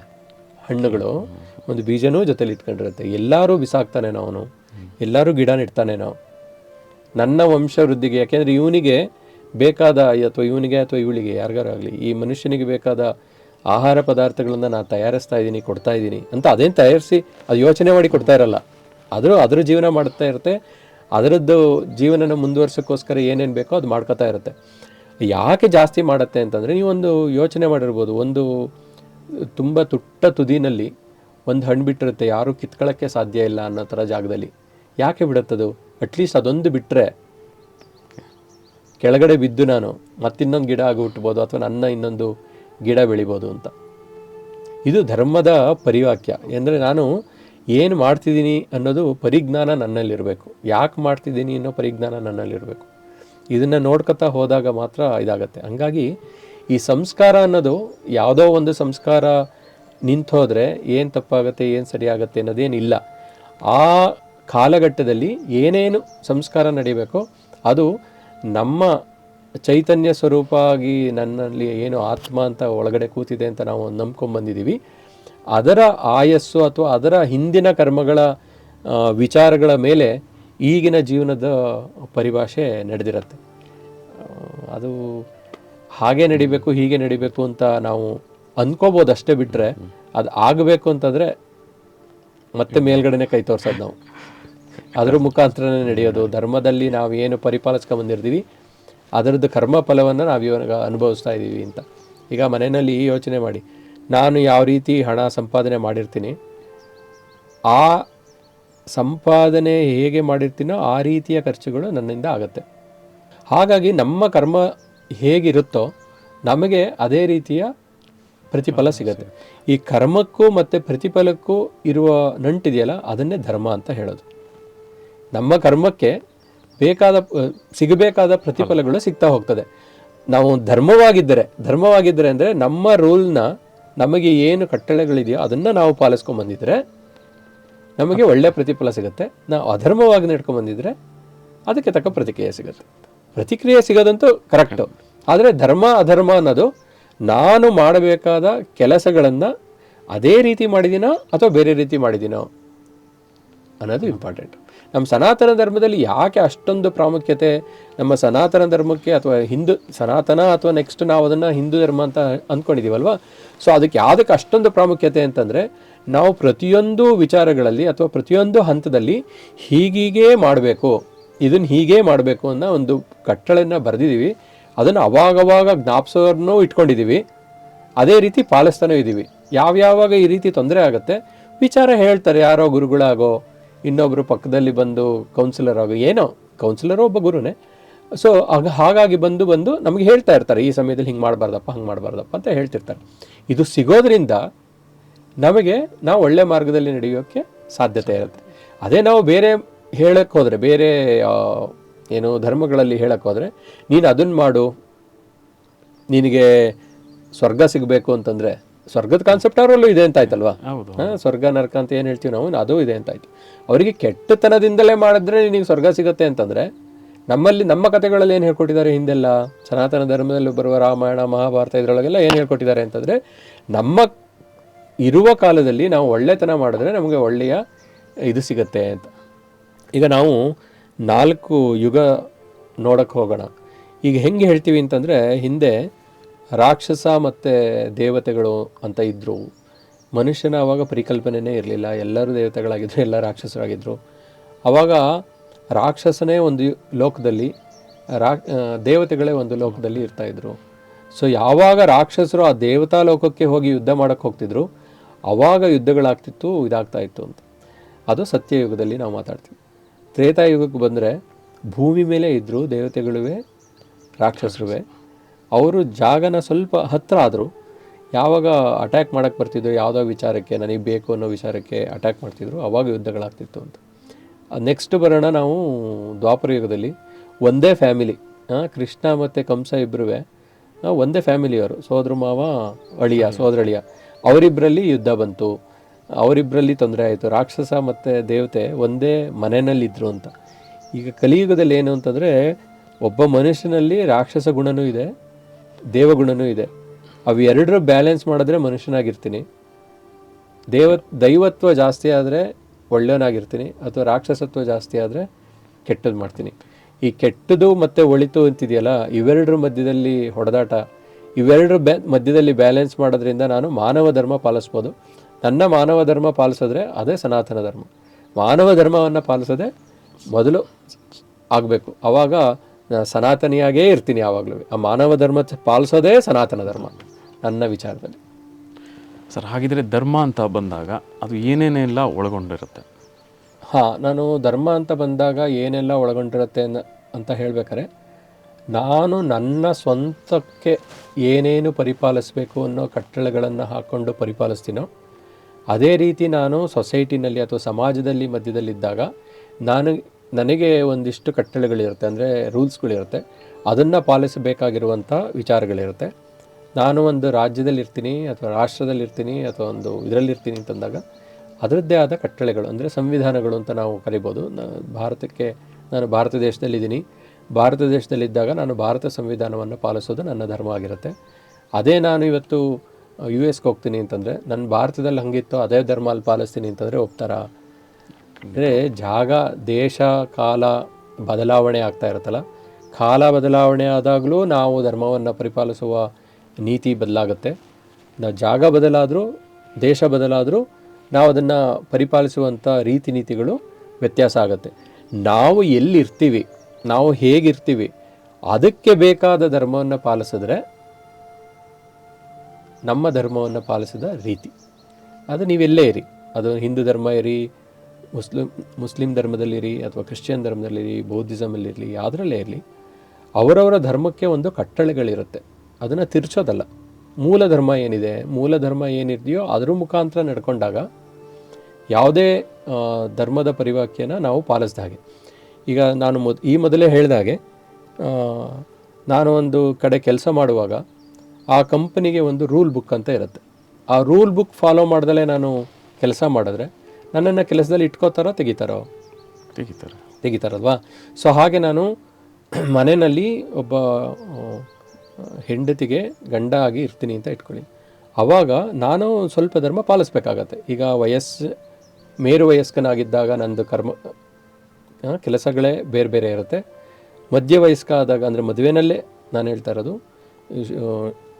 ತಕ್ಷಣಕ್ಕೆ ಮದುವೆ ಆದಾಗ ಅವಾಗಿನ್ನೂ ಯಂಗ್ ಏಜಲ್ಲಿ ಇರ್ತೀವಿ. ಅವಾಗ ಇಬ್ಬರು ದುಡಿಬೇಕು ಅನ್ನೋ ಮನಸ್ಥಿತಿ ಇರುತ್ತೋ, ಅಥವಾ ಮದುವೆ ಆಗಬೇಕಾದ್ರೆ ನನಗೆ 5 ವರ್ಷ ದೊಡ್ಡವನು ಇರ್ತೀನಿ ಅಥವಾ ಹೆಂಡತಿ ಚಿಕ್ಕವಳಿರ್ತಾಳೆ, ಈ ಥರ ಇರುತ್ತೆ. ಸೊ ಜವಾಬ್ದಾರಿಗಳನ್ನು ನಾನು ತಗೋಬೇಕಾಗತ್ತೆ. ಇದನ್ನೇ ರೂಲ್ಸ್ ಆ್ಯಂಡ್ ರೆಸ್ಪಾನ್ಸಿಬಿಲಿಟೀಸ್ ಅಲ್ವಾ. ಆ ರೆಸ್ಪಾನ್ಸಿಬಿಲಿಟಿಗಳನ್ನ ನಾನು ಮೀಟ್ ಮಾಡಿದಾಗ ನನಗೆ ಸಿಗಬೇಕಾದ ಗೌರವ ಆಧಾರಗಳು ಸಿಗುತ್ತೆ. ನಾನು ಅಕಸ್ಮಾತ್ ಮಾಡ್ದಲೇ ಇದ್ದರೆ ನನ್ನ ಹೆಂಡತಿ ನನ್ನನ್ನು ಬೇರೆ ರೀತಿ ನೋಡ್ಬೋದು, ಅಥವಾ ನನ್ನ ಅತ್ತೆ ಮಾವಂದರು ಬೇರೆ ರೀತಿ ನೋಡ್ಬೋದು. ಈ ರೀತಿ ಆಗ್ತಾ ಹೋಗುತ್ತೆ. ಸೊ ನನಗೆ ಮಕ್ಕಳಾದಾಗ ನಾನು ತಂದೆಯಾಗಿ ಜವಾಬ್ದಾರಿ ನಿಭಾಯಿಸ್ತಲೇ ಇದ್ದರೆ, ಅಂದರೆ ನೀವು ಏನೇ ಹೇಳ್ತಾ ಹೋಗಿ, ಯಾವುದೇ ರೋಲ್ನ ನೀವು ನೋಡ್ತಾ ಹೋಗಿ, ಯಾವ ರೋಲ್ ನೋಡ್ತಾ ಹೋದರೂ ನಾವು ಮಾಡಬೇಕಾದ ಕರ್ತವ್ಯಗಳನ್ನು ಆ ಸಮಯದಲ್ಲಿ ಪಾಲಿಸ್ತಲೇ ಇದ್ದರೆ ನಮ್ಮ ಧರ್ಮವನ್ನು ನಾವು ಪಾಲಿಸಿಲ್ಲ ಅಂತ ಲೆಕ್ಕ. ಸೊ ಸನಾತನ ಧರ್ಮದಲ್ಲಿ ಇದ್ದೀವಿ ಅಂತ ಅಂದಾಗ, ಅಥವಾ ಹಿಂದೂ ಧರ್ಮದಲ್ಲಿ ಇದ್ದೀವಿ ಅಂತ ಅಂದಾಗ, ಹಿಂದೂ ಧರ್ಮದ ಕೆಲವು ರೂಲ್ಸ್ ಆ್ಯಂಡ್ ರೆಗ್ಯುಲೇಷನ್ಸ್ ಇದೆ. ಏನು ಹಿಂದೂ ಧರ್ಮದ ರೂಲ್ಸ್ ಆ್ಯಂಡ್ ರೆಗ್ಯುಲೇಷನ್ಸ್ ಅಂದರೆ ನಾವು ಒಂದಿಷ್ಟು ನಮಗೆ ಸಿಗುವ ಪರಿಕರಗಳು ಅಥವಾ ರಿಸೋರ್ಸ್ಗಳಂತ ನಾವೇನು ಹೇಳ್ತೀವಿ, ಎಲ್ಲಿಂದ ಸಿಗುತ್ತೆ? ಪಂಚಭೂತಗಳಿಂದ ಸಿಗುತ್ತೆ. ನಾವು ಪಂಚಭೂತಗಳಿಗೆ ಸಲ್ಲಿಸಬೇಕಾದ ಕೃತಜ್ಞತೆಯನ್ನು ಸಲ್ಲಿಸ್ತಾ ಇದ್ದೀವಾ? ಕೃತಜ್ಞತೆನ ಹೇಗೆ ಸಲ್ಲಿಸ್ತೀರಾ ನೀವು? ಗೌರ್ಮೆಂಟಿಗೆ ಅವ್ರದ್ದು ರೂಲ್ಸ್ ಏನೋ ಮಾಡಿದ್ದಾರೆ, ಅಥವಾ ಅವ್ರು ನಮಗೆ ಏನೋ ಸುವಿಧಾಗಳು ಕೊಡ್ತಾ ಇದ್ದಾರೆ, ಅದಕ್ಕೋಸ್ಕರ ನಾವೇನು ಮಾಡ್ತೀವಿ ಅಂತಂದರೆ ನಮ್ಮ ದುಡಿಮೆನಲ್ಲಿ ಒಂದಿಷ್ಟು ಟ್ಯಾಕ್ಸ್ ಕಟ್ಟಿ ನಮ್ಮ ಕರ್ತವ್ಯವನ್ನು ನಾವು ಪಾಲಿಸ್ತಾ ಇದ್ದೀವಿ. ಅಥವಾ ಪಂಚಪರಿವರ್ತನೆ ಅಂತ ನಾವೇನು ಹೇಳ್ತಾ ಇದ್ದೀವಿ ಇವಾಗ, ಹೊಸದಾಗಿ ಹೇಳ್ತಿದ್ದೀವಿ ನಾವು ಪಂಚಪರಿವರ್ತನೆ ಅಂತ. ಆ ಪಂಚಪರಿವರ್ತನೆ ಮುಂಚೆಯಿಂದ ಇರಲಿಲ್ಲ ಅಂತಲ್ಲ, ಆ ಹೆಸರು ಬೇರೆ ಆಗಿರ್ಬೋದಷ್ಟೇ. ಇವತ್ತು ಏನಾಗಿದೆ ಅಂತಂದರೆ, ಪಂಚಪರಿವರ್ತನೆ ಅಂದರೆ ಏನು? ನಾನು ನಾಗರಿಕನಾಗಿ ನನ್ನ ಕರ್ತವ್ಯಗಳು ಏನು? ನಾಗರಿಕನಾಗಿ ನಾನು ಈ ದೇಶದಲ್ಲಿ ನಾನು ಏನೇನು ರೂಲ್ಸ್ಗಳನ್ನು ಫಾಲೋ ಮಾಡಬೇಕು. ಆಮೇಲೆ ನನ್ನ ಪರಿಸರದಲ್ಲಿ ನಾನು ಹೇಗೆ ನೋಡ್ಕೋಬೇಕು ನನ್ನ ಪರಿಸರದಿಂದಲೇ ನಾನು ಎಲ್ಲದನ್ನೂ ಪಡ್ಕೊಂಡಾಗ ನಾನು ವಾಪಸ್ ಅದಕ್ಕೆ ಏನು ಕೊಡ್ಬೋದು? ಕಲುಷಿತ ಮಾಡದಲೇ ಇರೋದು ದೊಡ್ಡ ಉಪಯೋಗ. ನಾನು ಏನೂ ಮಾಡದಲೇ ಇದ್ದರೂ ಕಲುಷಿತ ಮಾಡದಲೇ ಇರೋದಿದೆಯಲ್ಲ, ಅದು ತುಂಬ ದೊಡ್ಡ ಉಪಯೋಗ. ಮೂರನೇದು ಹೇಳ್ತೀವಿ ಸ್ವದೇಶಿ ವಸ್ತುಗಳನ್ನು ಉಪಯೋಗಿಸಿ ಅಂತ. ಅಂದರೆ ಈಗ ನನ್ನ ಸುತ್ತಮುತ್ತ ಇರುವ ಜನ ಏನೋ ಬೆಳೀತಾರೆ, ನಾನು ಅದನ್ನು ಬೆಳೆದದ್ದನ್ನು ಕೊಂಡುಕೊಂಡು ತಿಂದಾಗ ನನಗೆ ಬೆಳೆಯೋ ಶಕ್ತಿ ಇಲ್ಲ. ಅಟ್ಲೀಸ್ಟ್ ನಾನು ಕೊಂಡ್ಕೊಂಡು ತಿಂದಾಗ ಯಾರು ಬೆಳೀತಾನೆ ಅವನಿಗೆ ಅನುಕೂಲ ಆಗ್ತದೆ. ಸೊ ಹಾಗಾಗಿ ಸ್ವದೇಶಿ ವಿಚಾರಗಳನ್ನು ಯೋಚನೆ ಮಾಡೋದು, ನನ್ನ ಯೋಜನೆಯಲ್ಲಿ ಅದನ್ನು ಜೋಡಿಸ್ಕೊಳ್ಳೋದು ಇದು ಇರಬೇಕು ಅಂತ. ಅಥವಾ 10 ಜನರ ಜೊತೆ ಮಾತಾಡಬೇಕಾದ್ರೆ ನಮ್ಮ ರೀತಿ ನೀತಿಗಳು ಹೇಗಿರಬೇಕು, ಈ ಥರನೆಲ್ಲ ಯೋಚನೆ ಮಾಡ್ಕೊಂಡಾಗ, ಅಥವಾ ನಮ್ಮ ಭೂಮಿ ಇದೆ, ಸೊ ಇದನ್ನೆಲ್ಲ ನಾವು ಯಾವ ರೀತಿ ನೋಡ್ಕೋತೀವಿ ಅನ್ನೋದ್ರ ಮೇಲೆ ಹೋಗುತ್ತೆ ವಿಚಾರಗಳು. ಇದನ್ನು ನಾನು ಮುಂಚೆ ಹೇಳ್ತಾ ಇದ್ದೆ, ಏನು ಪಂಚಭೂತಗಳಿಗೆ ನಾವು ಸಲ್ಲಿಸುವ ಇದು ಅಂತ ಕೃತಜ್ಞತೆ. ನಾವು ದೇವರಿಗೆ ಪೂಜೆ ಮಾಡ್ತೀವಿ, ಕಲ್ಲಿರ್ಬೋದು, ಅದು ಭೂಮಿಗೆ ಸಂಬಂಧಪಟ್ಟಿದ್ದು, ಅದಕ್ಕೆ ಪೂಜೆ ಮಾಡ್ತೀವಿ, ಕೃತಜ್ಞತೆ ಸಲ್ಲಿಸ್ತಿದ್ದೀವಿ. ಅಪ್ಪ ನೀನು ನನಗೆಲ್ಲದನ್ನೂ ಕೊಟ್ಟಿದ್ದೀಯಾ, ಯಾಕೆಂದರೆ ನನಗೇನು ಗೊತ್ತಿಲ್ಲ, ಗಾಳಿ ಎಲ್ಲಿಂದ ಬರುತ್ತೆ ಅಂತ ಗೊತ್ತಿಲ್ಲ, ಅದು ಗಾಳಿ ಸೇವನೆ ಮಾಡ್ತಾಯಿದ್ದೀನಿ. ನೀರು ಎಲ್ಲಿಂದ ಬರುತ್ತೆ ಅಂತ ಗೊತ್ತಿಲ್ಲ, ಸೇವಿಸ್ತಾ ಇದ್ದೀನಿ. ಈ ಸ್ಪೇಸಲ್ಲಿ ಇದ್ದೀನಿ ನಾನು, ಇರೋಕ್ಕೊಂದು ಭೂಮಿ ಕೊಟ್ಟಿದೆಯಾ, ಎಲ್ಲದೂ ಕೊಟ್ಟಿದೆಯಲ್ಲಪ್ಪ, ನಿನಗೊಂದು ನಮಸ್ಕಾರ ಹಾಕ್ತೀನಿ ನಾನು ಅಂತ ಕೃತಜ್ಞತೆ ಹೇಳೋದು. ನೀರು ನದಿ ತುಂಬಿ ಹರಿಯುತ್ತೆ, ಅವಾಗ ಹೋಗಿ ಬಾಗಿನ ಬಿಡ್ತೀವಿ, ಏನದು? ಕೃತಜ್ಞತೆ ಸಲ್ಲಿಸೋದಷ್ಟೇ. ಈ ವರ್ಷ ವರುಣನಿಗೆ, ಅಂದರೆ ಮಳೆರಾಯನಿಗೆ ಕೃತಜ್ಞತೆ ಸಲ್ಲೋದು. ಈ ವರ್ಷದ ನನ್ನ ಎಲ್ಲ ಕೃಷಿ ಕಾರ್ಯ ಚಟುವಟಿಕೆಗಳಿಗೆ ಅಥವಾ ನನ್ನ ಬೇಕು ಬೇಡಗಳಿಗೆ ಸಾಕಾಗುವಷ್ಟು ನೀರು ಕೊಟ್ಟಿದೆಯಾ, ನಿನಗೆ ಕೃತಜ್ಞತೆ ಹೇಳ್ತೀನಿ ಅಂತ. ಬೆಂಕಿಗೆ ಆಹುತಿ ಹಾಕ್ತೀವಿ ಹೋಮ ಹವನ ಮಾಡಬೇಕಾದ್ರೆ, ಅಂದರೆ ನನ್ನಲ್ಲಿ ಬೆಂಕಿ ಇದೆ, ನನ್ನಲ್ಲೂ ಬೆಂಕಿ ಇದೆ. ಅಂದರೆ ನಾನು ತಿಂದಿದ್ದು ಒಳಗಡೆ ಹೋಗಿ ಪಚನ ಆಗುತ್ತೆ ಅಂತಂದರೆ ಒಳಗಡೆ ಜಠರಾಗ್ನಿ ಇದೆ ಅಂತ, ಜ್ಞಾನಾಗ್ನಿ. ಒಳಗಡೆ ನಾನು ತಗೊಂಡ ವಿಚಾರಗಳು ಮನಸ್ಸಿನಲ್ಲಿ ಎಲ್ಲದೂ ಯೋಚನೆ ಮಾಡಿ ಯಾವ್ದು ಸರಿ ಇಲ್ಲ ಅಂತ ಯೋಚನೆ ಮಾಡಿ ಒಂದು ಹದ ಮಾಡಿ ನಾನು ಆಡೋ ರೀತಿ ಮಾತಾಡ್ತೀನಿ. ಇಲ್ಲದಿದ್ದರೆ ಸಾಧ್ಯ ಇಲ್ಲ ಅಲ್ವಾ? ಒಳಗಡೆ ಅದಕ್ಕೆ ತಪ್ಪೆ ಅದು ಸರಿ ಯಾವುದು, ಈ ಸಮಯಕ್ಕೆ ಇದು ಸರಿನಾ ಮಾತಾಡೋದು, ನಾನು ಇದನ್ನೆಲ್ಲ ಯೋಚನೆ ಮಾಡ್ಕೊಂಡು ಮಾಡ್ತೀನಿ. ಒಳಗಡೆ ಒಂದು ಅಗ್ನಿ ಇರುತ್ತೆ ಎಲ್ಲದಕ್ಕೂ, ಅದು ದಹಿಸಿ ನನ್ನನ್ನು ಇಟ್ಕೊಂಡಿದೆ.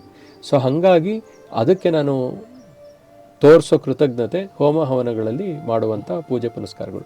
ಈ ಥರ ಒಂದಾದರೆ ಮಿಕ್ಕ ವಿಚಾರಗಳಲ್ಲಿ ಎಲ್ಲರಿಗೂ, ಈಗ ನಾನು ಗುರು ವಂದನೆ ಮಾಡ್ತೀನಿ, ಯಾರೋ ಪಾಠ ಹೇಳ್ಕೊಟ್ಟ ಗುರುಗೆ ನಮಸ್ಕಾರ ಮಾಡ್ತೀನಿ, ಅಥವಾ ತಂದೆ ತಾಯಿಗಳಿಗೆ ನನಗೆ ಜನ್ಮ ಕೊಟ್ಟಿದ್ದಕ್ಕೆ ನಮಸ್ಕಾರ ಮಾಡ್ತೀನಿ. ಈ ಕೃತಜ್ಞತೆ ತೋರಿಸೋದೇ ಮೇಯ್ನ್ ಇಂಪಾರ್ಟೆಂಟ್ ಥಿಂಗ್ಸ್. ಯಾವ ರೀತಿ ತೋರಿಸ್ತೀವಿ ಅನ್ನೋದು ಬೇರೆ ಬೇರೆ ವಿಚಾರಗಳಿಗೆ ಬೇರೆ ಬೇರೆ ಸಮಯಗಳಲ್ಲಿ ಬೇರೆ ಬೇರೆ ಇರುತ್ತೆ. ಬಿಟ್ಟರೆ ನಾವು ಕೃತಜ್ಞತೆ ತೋರಿಸೋದ್ರಿಂದ ನಾವು ಪಡೆದುಕೊಂಡಿರುವ ಏನು ಸವಲತ್ತಿದೆ ಅದಕ್ಕೆ ಬೆಲೆ ಕೊಟ್ಟಂಗೆ ಆಗುತ್ತೆ. ಇದು ನಾವು ಒಂದು ರೀತಿಯ ಏನು ಹೇಳ್ತೀವಿ, ನಮ್ಮ ಧರ್ಮವನ್ನು ನಾವು ಪಾಲಿಸುವ ನಿಟ್ಟಿನಲ್ಲಿ ಮಾಡಬೇಕಾದ ಕೆಲಸಗಳು ಅಂತ. ಮೇಯ್ನ್ ಇರೋದೇ, ನೀವು ಎಲ್ಲೇ ಯಾವುದೇ ರೀತಿ ಕಾಂಬಿನೇಷನಲ್ಲಿ ಇಟ್ಟು ನೋಡಿ, ನಾವು ಮಾಡಬೇಕಾಗಿರೋ ಕರ್ತವ್ಯಗಳನ್ನು ಆ ಸಮಯದಲ್ಲಿ ಪರಿಪಾಲಿಸುವುದೇ ಧರ್ಮ. ಅದು ಬಿಟ್ಟು ಮಿಕ್ಕಿದ್ದೆಲ್ಲ ಅಧರ್ಮ. ಸರ್, ಹಾಗಿದ್ರೆ ಈಗ ಕರ್ತವ್ಯಗಳು ಅಂತ ಬಂದಾಗ, ಕರ್ತವ್ಯಗಳನ್ನು ನಾನು ಮಾಡಬೇಕಾಗಿರೋ ಅನ್ನೋದನ್ನು ಸಾವಿರಾರು ವರ್ಷಗಳ ಹಿಂದೆನೇ ಬರೆದಿಟ್ಟಿದ್ದಾರೆ ಅಂತಾದರೆ ಅದನ್ನು ಯಾರು ಮಾಡಿದರು? ಇದು ಯಾರು ಒಬ್ಬರು ಮಾಡಿದ್ರು ಅಂತ ನಾನು ಹೇಳೋಕ್ಕೂ ಹೋಗಲ್ಲ. ಇದು ಹೇಗೆ ಯಾವ್ಯಾವ ಕಾಲದಲ್ಲಿ ಅವರವರಿಗೆ ಅನ್ನಿಸ್ತಾ ಬಂತೋ, ಅದಕ್ಕೆ ಹೇಳಿದ್ದು ನಾನು, ಸನಾತನ ಧರ್ಮದಲ್ಲಿ ಯಾವುದುವೇ ಬರವಣಿಗೆ ಇರಲಿಲ್ಲ, ಮೌಖಿಕವಾಗಿ ಒಂದು ಕಡೆಯಿಂದ ಇನ್ನೊಂದು ಕಡೆಗೆ ಹೋಗ್ತಾ ಬಂತು. ಒಂದು ಕಾಲದಲ್ಲಿ ಏನಾಯಿತು ಅಂತಂದರೆ, ಈಗ ನೀವು ಕ್ವಶನ್ ಕೇಳ್ದ ಹಾಗೆ ನಾನು ಆನ್ಸರ್ ಮಾಡ್ತಾ ಇದ್ದೀನಲ್ವಾ, ಈ ಥರ ಕ್ವಶನ್ ಕೇಳೋದು ನಿಲ್ತಾ ಬಂದಾಗ, ಅಥವಾ ನೀವು ಕೇಳಿದ ಕ್ವಶನ್ಗೆ ನನ್ನ ಹತ್ರ ಆನ್ಸರ್ ಇಲ್ದಲೇ ಬಂದಾಗ, ನಾನು ಹೇಳ್ದಷ್ಟು ಮಾಡಪ್ಪ ಅಂತ ಹೇಳಕ್ಕೆ ಶುರು ಮಾಡಿದ್ರು. ಯಾವಾಗ ನಾನು ಹೇಳ್ದಷ್ಟು ಮಾಡಪ್ಪ ಅಂತ ಹೇಳಕ್ಕೆ ಶುರು ಮಾಡಿದ್ರು, ಯಾಕೆ ಹಂಗೆ ಹೇಳಿದ್ರು ಅಂತಂದರೆ, ಇದು ಈ ಕಡೆ ಆನ್ಸರ್ ಹೇಳ್ತಿದ್ದಾರಲ್ಲ ಅವ್ರದ್ದು ತಪ್ಪಲ್ಲ. ಅವ್ರು ಕರೆಕ್ಟಾಗಿ ಸಮಯದಲ್ಲಿ ಕ್ವಶನ್ ಕೇಳಿದ್ದಿದ್ರೆ ಅವ್ರಿಗೆ ಆನ್ಸರ್ ಸಿಕ್ಕಿರೋದು, ಅವ್ರು ವಾಪಸ್ ಆನ್ಸರ್ ಹೇಳ್ಬೋದಿತ್ತು. ಈ ಕ್ವಶನ್ ಆ್ಯಂಡ್ ಆನ್ಸರ್ ಇದೆಯಲ್ಲ, ಅದು ನಮ್ಮದು ಧರ್ಮ. ನೀವು ಎಷ್ಟು ಕ್ವಶನ್ ಕೇಳ್ತಿರೋ ಅದಕ್ಕೆ ತಕ್ಕ ಆನ್ಸರು ಒಂದು ಗೊತ್ತಿದ್ರೆ ಹೇಳೋದು, ಇಲ್ಲದಿದ್ರೆ ಈ ವಿಚಾರದಲ್ಲಿ ಗೊತ್ತಿಲ್ಲಪ್ಪ ಒಂದು ಸ್ವಲ್ಪ ನೋಡಿ ಮಾತಾಡ್ತೀನಿ ನಾನು ಇದ್ರ ಬಗ್ಗೆ ಅಂತ ಹೇಳೋದಿದೆಯಲ್ಲ, ಅದು ಮೊದಲನೇ ಧರ್ಮ. ಇದು ಗುರುಧರ್ಮ. ಗುರುವಿಗೂ ಎಲ್ಲದೂ ಗೊತ್ತಿದೆ ಅಂತಲ್ಲ. ಗುರು ಏನು ಮಾಡ್ತಾನೆ ಅಂತಂದರೆ, ಎರಡು ಥರ ಇರುತ್ತೆ. ಒಂದು, ಕ್ವಶನ್ ಕೇಳಿಸಿ ಆನ್ಸರ್ ಹೇಳ್ತಾನೆ. ಇನ್ನೊಂದು, ಫುಲ್ ಹೇಳ್ತಾ ಹೋಗ್ತಾನೆ. ಎರಡು ಥರ. ಫುಲ್ ಹೇಳ್ತಾ ಹೋಗೋದು ಅಂತಂದರೆ ಯಾರು ಕೇಳ್ತಾರೆ ಯಾರು ಬಿಡ್ತಾರೆ ಅದ್ರ ಗೊತ್ತಿಲ್ಲ, ಸುಮ್ಮನೆ ಹೇಳ್ತಾ ಹೋಗೋದು. ಆಯಿತಾ? ಅದು ಎಷ್ಟು ಜನಕ್ಕೆ ಉಪಯೋಗ ಆಗಿದೆ ಅನ್ನೋದು ಆ ತಕ್ಷಣ ಗೊತ್ತಾಗ್ದಲೇ ಇರ್ಬೋದು. ಅವನ ಉದ್ದೇಶ ಏನಂದರೆ, ನನ್ನ ಸಮಯ ಇದೆಯಲ್ಲ, ನನ್ನ ಸಮಯ ತುಂಬ ಸಣ್ಣದಿದೆ ಅಥವಾ ಕಮ್ಮಿ ಇದೆ, ಈ ಸಮಯದಲ್ಲಿ ನಾನು ಏನೇನು ಕಲ್ತಿದ್ದೀನಿ, 4 ಜನದಿಂದ ಕಲ್ತಿದ್ದೀನಿ, ಅದನ್ನು ಹೇಳಿದ್ರೆ ಯಾವುದೋ 4 ಜನಕ್ಕೆ ಉಪಯೋಗ ಆಗುತ್ತೆ, ಎಲ್ಲರಿಗೂ ಉಪಯೋಗ ಆಗದಲೇ ಇದ್ದರೆ ಅಂತ ಅವನು ಹೇಳ್ತಾ ಹೋಗ್ತಾನೆ. ಅದು ಆ ಸಮಯಕ್ಕೆ ಉಪಯೋಗ ಆಗದಲೇ ಇರ್ಬೋದು. ನಾವು ಯೋಚನೆ ಮಾಡೋಣ, ನಮಗೆ ಮ್ಯಾಥಮೆಟಿಕ್ಸ್ ಹೇಳ್ಕೊಡ್ತಾ ಟ್ರಿಗ್ನಾಮೆಟ್ರಿ ಹೇಳ್ಕೊಟ್ಟಿದ್ರು. ಅದನ್ನು ನಾವು ಟ್ರಿಗ್ನಾಮೆಟ್ರಿನ ಎಷ್ಟು ಜನ ಯೂಸ್ ಮಾಡಿದ್ದೀವಿ ಜೀವನದಲ್ಲಿ ಅಂತ ಯೋಚನೆ ಮಾಡಲ್ಲ. ಆದರೆ ಒಂದು ಜಾಗದಿಂದ ಇನ್ನೊಂದು ಜಾಗಕ್ಕೆ ಹೋಗ್ತಾ ಇದ್ದೀವಿ ಅಂತ ಅಂದ್ಕೊಂಡ್ರೆ, ಶಾರ್ಟೆಸ್ಟ್ ರೂಟ್ ಅಂತ ಹುಡುಕ್ತೀವಲ್ವ, ಅದು ಹೇಗೆ ಹುಡುಕ್ತೀವಿ? ನಮ್ಗೆ ಆ ಟ್ರಿಗ್ನಾಮೆಟ್ರಿ ವಿಚಾರ ತಲೆಯಲ್ಲಿ ಕೂತಿಲ್ಲ ಅಂತಂದರೆ, ಹಿಂಗೆ ಹೋಗೋದಕ್ಕಿಂತ ಹಿಂಗೆ ಡೈರೆಕ್ಟಾಗಿ ಹೋದರೆ ಶಾರ್ಟೆಸ್ಟ್ ರೂಟ್ ಇದೆ, ಸುಮ್ಮನೆ ಬಳಸಿ ಹೋಗೋದ ಅವಶ್ಯಕತೆ ಇಲ್ಲ, ಹಿಂಗೆ ಸ್ಟ್ರೈಟ್ ರೂಟ್ ತಗೊಳ್ಳೋಣ ಅಂತ ಯೋಚನೆ ಮಾಡ್ತೀವಲ್ವ. ಇದು ಬರಬೇಕು ಅಂತಂದರೆ ನಿಮಗೆ ಅವರು ಹೇಳಿಕೊಟ್ಟ ಪಾಠ ಬೇರೆ ರೀತಿಯಲ್ಲಿ ಆನ್ಸರ್ ಕೊಟ್ಟಿದೆ ಬಿಟ್ಟರೆ, ಅಥವಾ ಬೇರೆ ರೀತಿಯಲ್ಲಿ ಬೇರೆ ಸಮಯದಲ್ಲಿ ತಿಳುವಳಿಕೆಗೆ ಬಂದಿದೆ ಅದನ್ನು ಪಾಲಿಸಿದ್ದೀರಾ ಬಿಟ್ಟರೆ, ಅವ್ರು ಹೇಳ್ಕೊಟ್ಟಿದ್ದೆ ಅಂದರೆ ತಪ್ಪಾಗಿಲ್ಲ. ಅವಾಗ ಉಪಯೋಗ ಆಯಿತಾ ಅಂತಂದರೆ ಎಕ್ಸಾಮ್ ಬರೆಯೋಕ್ಕಷ್ಟೇ, ಬೇರೆ ಯಾವುದಕ್ಕೆ ಸಮಯಕ್ಕೆ ಉಪಯೋಗ ಆಗಿರಲಿಲ್ಲ. ಈ ಥರ ವಿಚಾರಗಳನ್ನ ಸುಮಾರು ವಿಚಾರಗಳು ಬಂದಿದೆ. ಆ ಸಮಯಕ್ಕೆ ನಮಗಷ್ಟೇ ಉಪಯೋಗ ಇರಲ್ಲ, ಇನ್ಯಾವುದೋ ಸಮಯದಲ್ಲಿ ಉಪಯೋಗ ಆಗುತ್ತೆ. ಅದಕ್ಕೆ ಪ್ರವಚನಗಳನ್ನು ಹೇಳ್ತಾರಲ್ಲ ಗುರುಗಳು, ಆವಾಗ ನಮ್ಗೆ ಉಪಯೋಗ ಇಲ್ದಿದ್ರು ಕೇಳ್ಕೊಂಡಿರ್ಬೇಕು, ಯಾವುದೋ ಸಮಯಕ್ಕೆ ಉಪಯೋಗ ಆಗುತ್ತೆ ಅಂತ. ಇನ್ನೊಂದು, ಕ್ವಶನ್ ಆ್ಯಂಡ್ ಆನ್ಸರ್. ಕ್ವಶನ್ ಕೇಳ್ತಾ ಇರಬೇಕು, ಅದಕ್ಕೆ ಆನ್ಸರ್ ಸಿಗ್ತಾ ಇರುತ್ತೆ ಅಂತ. ಅದನ್ನು ಕ್ವಶನ್ನ ಯಾರನ್ನು ಕೇಳಬೇಕು ಅದಕ್ಕೂ ಒಂದು ಹೇಳ್ಕೊಟ್ಟಿದ್ದಾರೆ. ಬಲ್ಲವರಿಂದ ಕೇಳಿ ತಿಳ್ಕೊಳ್ಳೋದು ಅಂತ. ಒಂದು ದೇಶ ಸುತ್ತು ಅಥವಾ ಕೋಶ ಓದು ಅಂತ ಹೇಳ್ತಾ ಇದ್ರು. ಯಾಕೆ ಅಂತಂದರೆ, ಕೋಶ ಓದಬೇಕು ಅಂತಂದರೆ 10 ಜನ ಮಾಡಿರುವ ಕೆಲಸವನ್ನು ಒಂದು ಕಡೆ ಕ್ರೋಢೀಕರಿಸಿ ನಿಮಗೆ ಇಟ್ಟಿರ್ತಾರೆ ಕೋಶದಲ್ಲಿ. ಅಥವಾ ನೀವು 10 ಜನನ್ನ ಓಡಾಡಿ ಭೇಟಿ ಮಾಡಿದ್ರೆ ನಿಮಗೆ 10 ರೀತಿ ತಿಳಿಯುತ್ತೆ. ಅವಾಗ ನೀವು ಡಿಸೈಡ್ ಮಾಡ್ಬೋದು ಯಾವುದನ್ನು ಮಾಡಿದ್ರೆ ಯಾವ ಸಮಯದಲ್ಲಿ ಸರಿ, ಯಾವ ಸಮಯದಲ್ಲಿ ತಪ್ಪು ಅನ್ನೋದನ್ನು ನೀವೇ ಡಿಸೈಡ್ ಮಾಡಿ ಅಂತ. ಈಗ ಭಗವದ್ಗೀತೆಯಲ್ಲಿ ನಾವು ಅದಕ್ಕೆ ಏನಕ್ಕೆ ಹೇಳ್ತೀವಿ ಅಂತಂದರೆ, ಕೃಷ್ಣ ಹೇಳ್ತಾನೆ, ಎಲ್ಲ ಊರಿಂದೆಲ್ಲ ಹೇಳ್ತಾನೆ. ಅವನು 18 ಅಧ್ಯಾಯದಲ್ಲಿ ಅವನು ಮುಟ್ಟದಲ್ಲೇ ಇರೋ ವಿಚಾರ ಇಲ್ಲ, ಹೇಳ್ದಲ್ಲೇ ಇರೋ ಥಿಂಗ್ಸ್ ಇಲ್ಲ, ಎಲ್ಲದನ್ನೂ ಹೇಳ್ತಾನೆ. ಎಲ್ಲ ಹೇಳ್ಬಿಟ್ಟು ಏನು ಹೇಳ್ತಾನೆ ಕೊನೆಗೆ ಅಂದರೆ, ನೋಡಪ್ಪ ಇಷ್ಟೆಲ್ಲ ಹೇಳಿದ್ದೀನಿ, ನೀನು ಯೋಚನೆ ಮಾಡು, ನಿನಗೆ ಯಾವ್ದು ಸರಿ ಅನಿಸುತ್ತೆ ಅದು ಮಾಡು, ನಿನ್ನ ಕರ್ಮ ಏನಿದೆ ಅದಕ್ಕೆ ತಕ್ಕ ಪ್ರತಿಫಲ ಸಿಗತ್ತೆ. ಒಂದು ಸಮಯದಲ್ಲಿ ಸುಳ್ಳು ಹೇಳೋದು ಧರ್ಮ ಅಂತ ಹೇಳ್ತಾರೆ. ಹೇಗೆ ಸರ್ ಅದು? ಹೇಗೆ ಸುಳ್ಳು ಹೇಳೋದು ಸತ್ಯ ಅಂತಂದರೆ, ಸುಳ್ಳು ಹೇಳಿದ್ರು ಸರಿ ಅಂತ ಯಾವ ಸಮಯದಲ್ಲಿ ಹೇಳ್ತಾರೆ ಅಂತಂದರೆ, ಈಗ ನೀವು ನನ್ನನ್ನು ಬಚಾಯಿಸ್ಕೊಳ್ಳೋಕ್ಕೆ ಸುಳ್ಳು ಹೇಳ್ತಿದ್ದೀನ, 100 ಜನನ್ನ ಬಚಾಯಿಸೋಕ್ಕೆ ಸುಳ್ಳು ಹೇಳ್ತಿದ್ದೀನ ಅನ್ನೋದು ಇಂಪಾರ್ಟೆಂಟ್. ಸುಳ್ಳು ಹೇಳೋದನ್ನು ಒಂದು ಧರ್ಮ, ಒಳ್ಳೆಯದು. ಯಾವಾಗ ಅಂತ ಹೇಳೋದಕ್ಕೆ ಅದನ್ನು ಮಹಾಭಾರತದಲ್ಲಿ ಇದನ್ನು ಹೇಳ್ಬೇಕಾದ್ರೆ ಹೇಳ್ತಾರೆ, ಏನಂತಂದರೆ ಹತಕ್ ಕುಂಜರಹ ಅಂತ ಹೇಳ್ತಾನೆ. ಅಶ್ವತ್ಥಾಮೋ ಹತಕ್ ಅಂತ ಹೇಳ್ಬಿಟ್ಟು ಕುಂಜರಹ ಸೈಲೆಂಟಾಗಿ ಹೇಳ್ತಾನೆ. ಅವನು ಹೇಳಿದ್ರಲ್ಲಿ ತಪ್ಪಿಲ್ಲ, ಅವನು ಕೇಳಿದ್ರಲ್ಲಿ ತಪ್ಪಿದೆ. ಹಾಗೆ ನಾವು ನೋಡ್ತಾ ಇರ್ತೀವಲ್ಲ ವಿಚಾರದಲ್ಲಿ, ನಾವು ಯಾವುದೋ ವಿಚಾರನ ಕೇಳ್ತೀವಿ, ಅದು ಯಾವುದೋ ವಿಚಾರನ ಒಬ್ಬರಿಂದ ಕೇಳಿದಾಗ ಅದು ಸತ್ಯ ಇಲ್ದಲೇ ಇರ್ಬೋದು, ಅದನ್ನು ನೋಡಿದಾಗ ಏನಿರುತ್ತೆ ಅದು ಸತ್ಯ. ಅಶ್ವತ್ಥಾಮ ಅನ್ನೋ ಒಂದು ಆನೆ ಸತ್ತಿರುತ್ತೆ ಬಿಟ್ಟರೆ ಆ ಟೈಮಲ್ಲಿ ಅಶ್ವತ್ಥಾಮನೇ ಸತ್ತಿರಲ್ಲ. ಈ ಸಮಯದಲ್ಲಿ ಅದು ನಿಜ ಸರಿನಾ ತಪ್ಪು ಅಂತ ಯೋಚನೆ ಮಾಡೋದು, ಮತ್ತದು ಕರ್ಮಾನುಸಾರ. ನಾವು ಏನೇ ಮಾಡ್ತೀವಲ್ಲ ಕರ್ಮ, ಆ ಕರ್ಮಕ್ಕೆ ಅನುಗುಣವಾಗಿ ನಿಮಗೆ ಇದು ಸಿಗುತ್ತೆ ಅಂತ. ನಾವಿವಾಗ ನಮ್ಮ ಸನಾತನ ಧರ್ಮದಲ್ಲಿ ಯೋಚನೆ ಮಾಡ್ತಾ ಬಂದಾಗ ಒಂದಿಷ್ಟು ಬರುತ್ತೆ ಜಾತಿಗಳ ಬಗ್ಗೆ ಅಲ್ವಾ. ಆ ಜಾತಿ ಮೇಲು ಈ ಜಾತಿ ಕೀಳು, ಇದು ಬಂದಿದ್ದು ಎಲ್ಲಿಂದ, ಯಾವಾಗಿಂದ ಇದನ್ನು ನೋಡಿದ್ದೀವಿ, ಆ ಜಾತಿ ಮೇಲು ಈ ಜಾತಿ ಮೇಲು ಅಂತ. ದೇರ್ ಇಸ್ ನೋ ಜಾತಿ ಅಟ್ ಆಲ್. ಜಾತಿ ಅನ್ನೋದು ಇರಲಿಲ್ಲ. ಹಿಂದೆ ನಾವು ಮಾಡುವ ಕರ್ಮದ ಮೇಲೆ ನಮ್ಮನ್ನು ಗುರುತಿಸ್ತಾ ಇದ್ರು. ಬ್ರಾಹ್ಮಣ, ಕ್ಷತ್ರಿಯ, ವೈಶ್ಯ, ಶೂದ್ರ ಅಂತ 4 ವರ್ಣಗಳದು, ಜಾತಿಗಳಲ್ಲ. ವರ್ಣಗಳು ಏನು ಅಂತಂದರೆ, ನಾನು ಬ್ರಾಹ್ಮಣನಲ್ಲೇ 4 ವಿಧ ಇದೆ. ನಾವು ಬ್ರಾಹ್ಮಣ ಅಂತ ಏನು ಹೇಳ್ತೀವಿ ಅದರೊಳಗೆ 4 ವಿಧ ಇದೆ. ಬ್ರಾಹ್ಮಣನಲ್ಲಿ ಬ್ರಾಹ್ಮಣನೇ ಆಗಿರೋನು ಹೇಗೆ ಅಂತಂದರೆ, ನಾನು ಜ್ಞಾನ ಅರ್ಜಿಸಿ, ಅಂದರೆ ಜ್ಞಾನ ತಿಳ್ಕೊಂಡು ಇನ್ನೊಬ್ಬರಿಗೆ ಹೇಳ್ಕೊಡೋದಷ್ಟೇ ನನ್ನ ಕೆಲಸ, ಅದು ಬ್ರಾಹ್ಮಣ ಅಂದರೆ. ಈಗ ಬ್ರಾಹ್ಮಣ ಒಂದು ವಿದ್ಯೆನ ಕಲಿತು ಅದನ್ನು ದೇಶ ಕಾಯಕ್ಕೋಸ್ಕರ ಉಪಯೋಗಿಸಿದ್ರೆ ಯಾವ ಥರ, ದ್ರೋಣಾಚಾರ್ಯನ ರೀತಿ ನೋಡಿದ್ರೆ ಅವನು ಕ್ಷತ್ರಿಯ ಆಗ್ತಾನೆ ಅವಾಗ. ವಿದ್ಯೆ, ಬಟ್ ಅದನ್ನು ಹೇಳ್ಕೊಡ್ತಾ ಇರೋದು ಏನಕ್ಕೆ, ಯಾವ ವಿಚಾರಕ್ಕೆ ಅಂತಂದರೆ ಕಾಯಕ್ಕೆ. ನಾನು ಅದನ್ನು ಮಾಡ್ತಾ ಇಲ್ವಾ? ಈಗ ನನ್ನ ಹೆಂಡತಿ ಮಕ್ಕಳು ಅಥವಾ ನನ್ನ ಸುತ್ತಮುತ್ತ ಇರೋರು ಅವರನ್ನು ಕಾಪಾಡಬೇಕು ಅಂದಾಗ ನಾನು ಒಂದಿಷ್ಟು ಹೋರಾಡ್ತೀನಲ್ವ, ಅದು ಕ್ಷತ್ರಿಯತ್ವ ಅಲ್ವಾ?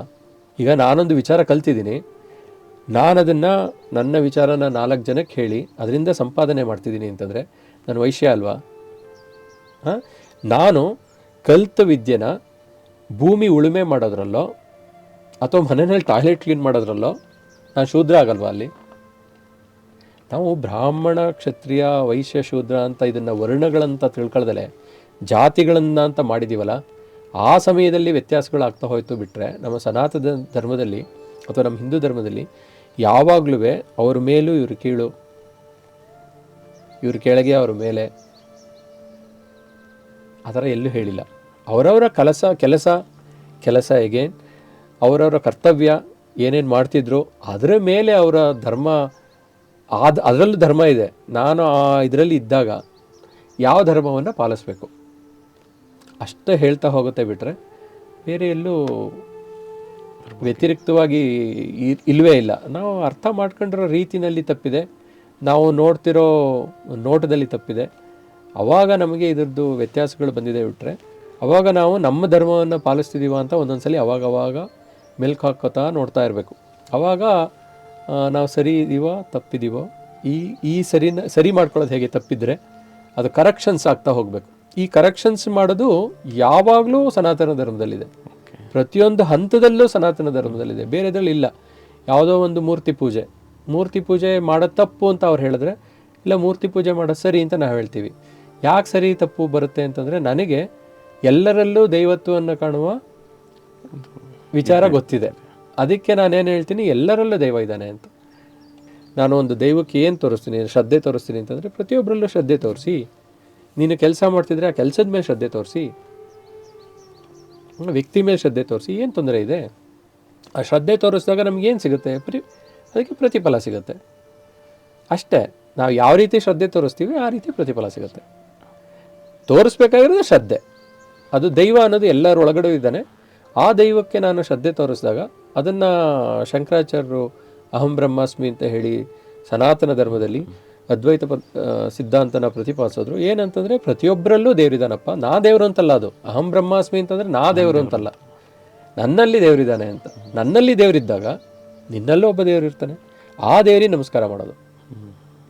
ನನ್ನಲ್ಲಿ ದೇವರಿದ್ದಾನೆ ಅಂತ ಅಂದ್ಕೊಂಡಾಗ ನಾನು ಮಾಡುವ ಕೆಲಸ ಇದೆಯಲ್ಲ, ಅಥವಾ ನಾನು ಆಡುವ ಮಾತಿದೆಯಲ್ಲ, ಅದರಿಂದ 4-6 ಜನಕ್ಕೆ ತೊಂದರೆ ಆಗೋ ಥರ ಮಾತಾಡ್ತೀನ ಅಥವಾ ತೊಂದರೆ ಆಗೋ ಥರ ಕೆಲಸ ಮಾಡ್ತೀನ ಅನ್ನೋದು ಇಂಪಾರ್ಟೆಂಟ್ ಆಗುತ್ತೆ.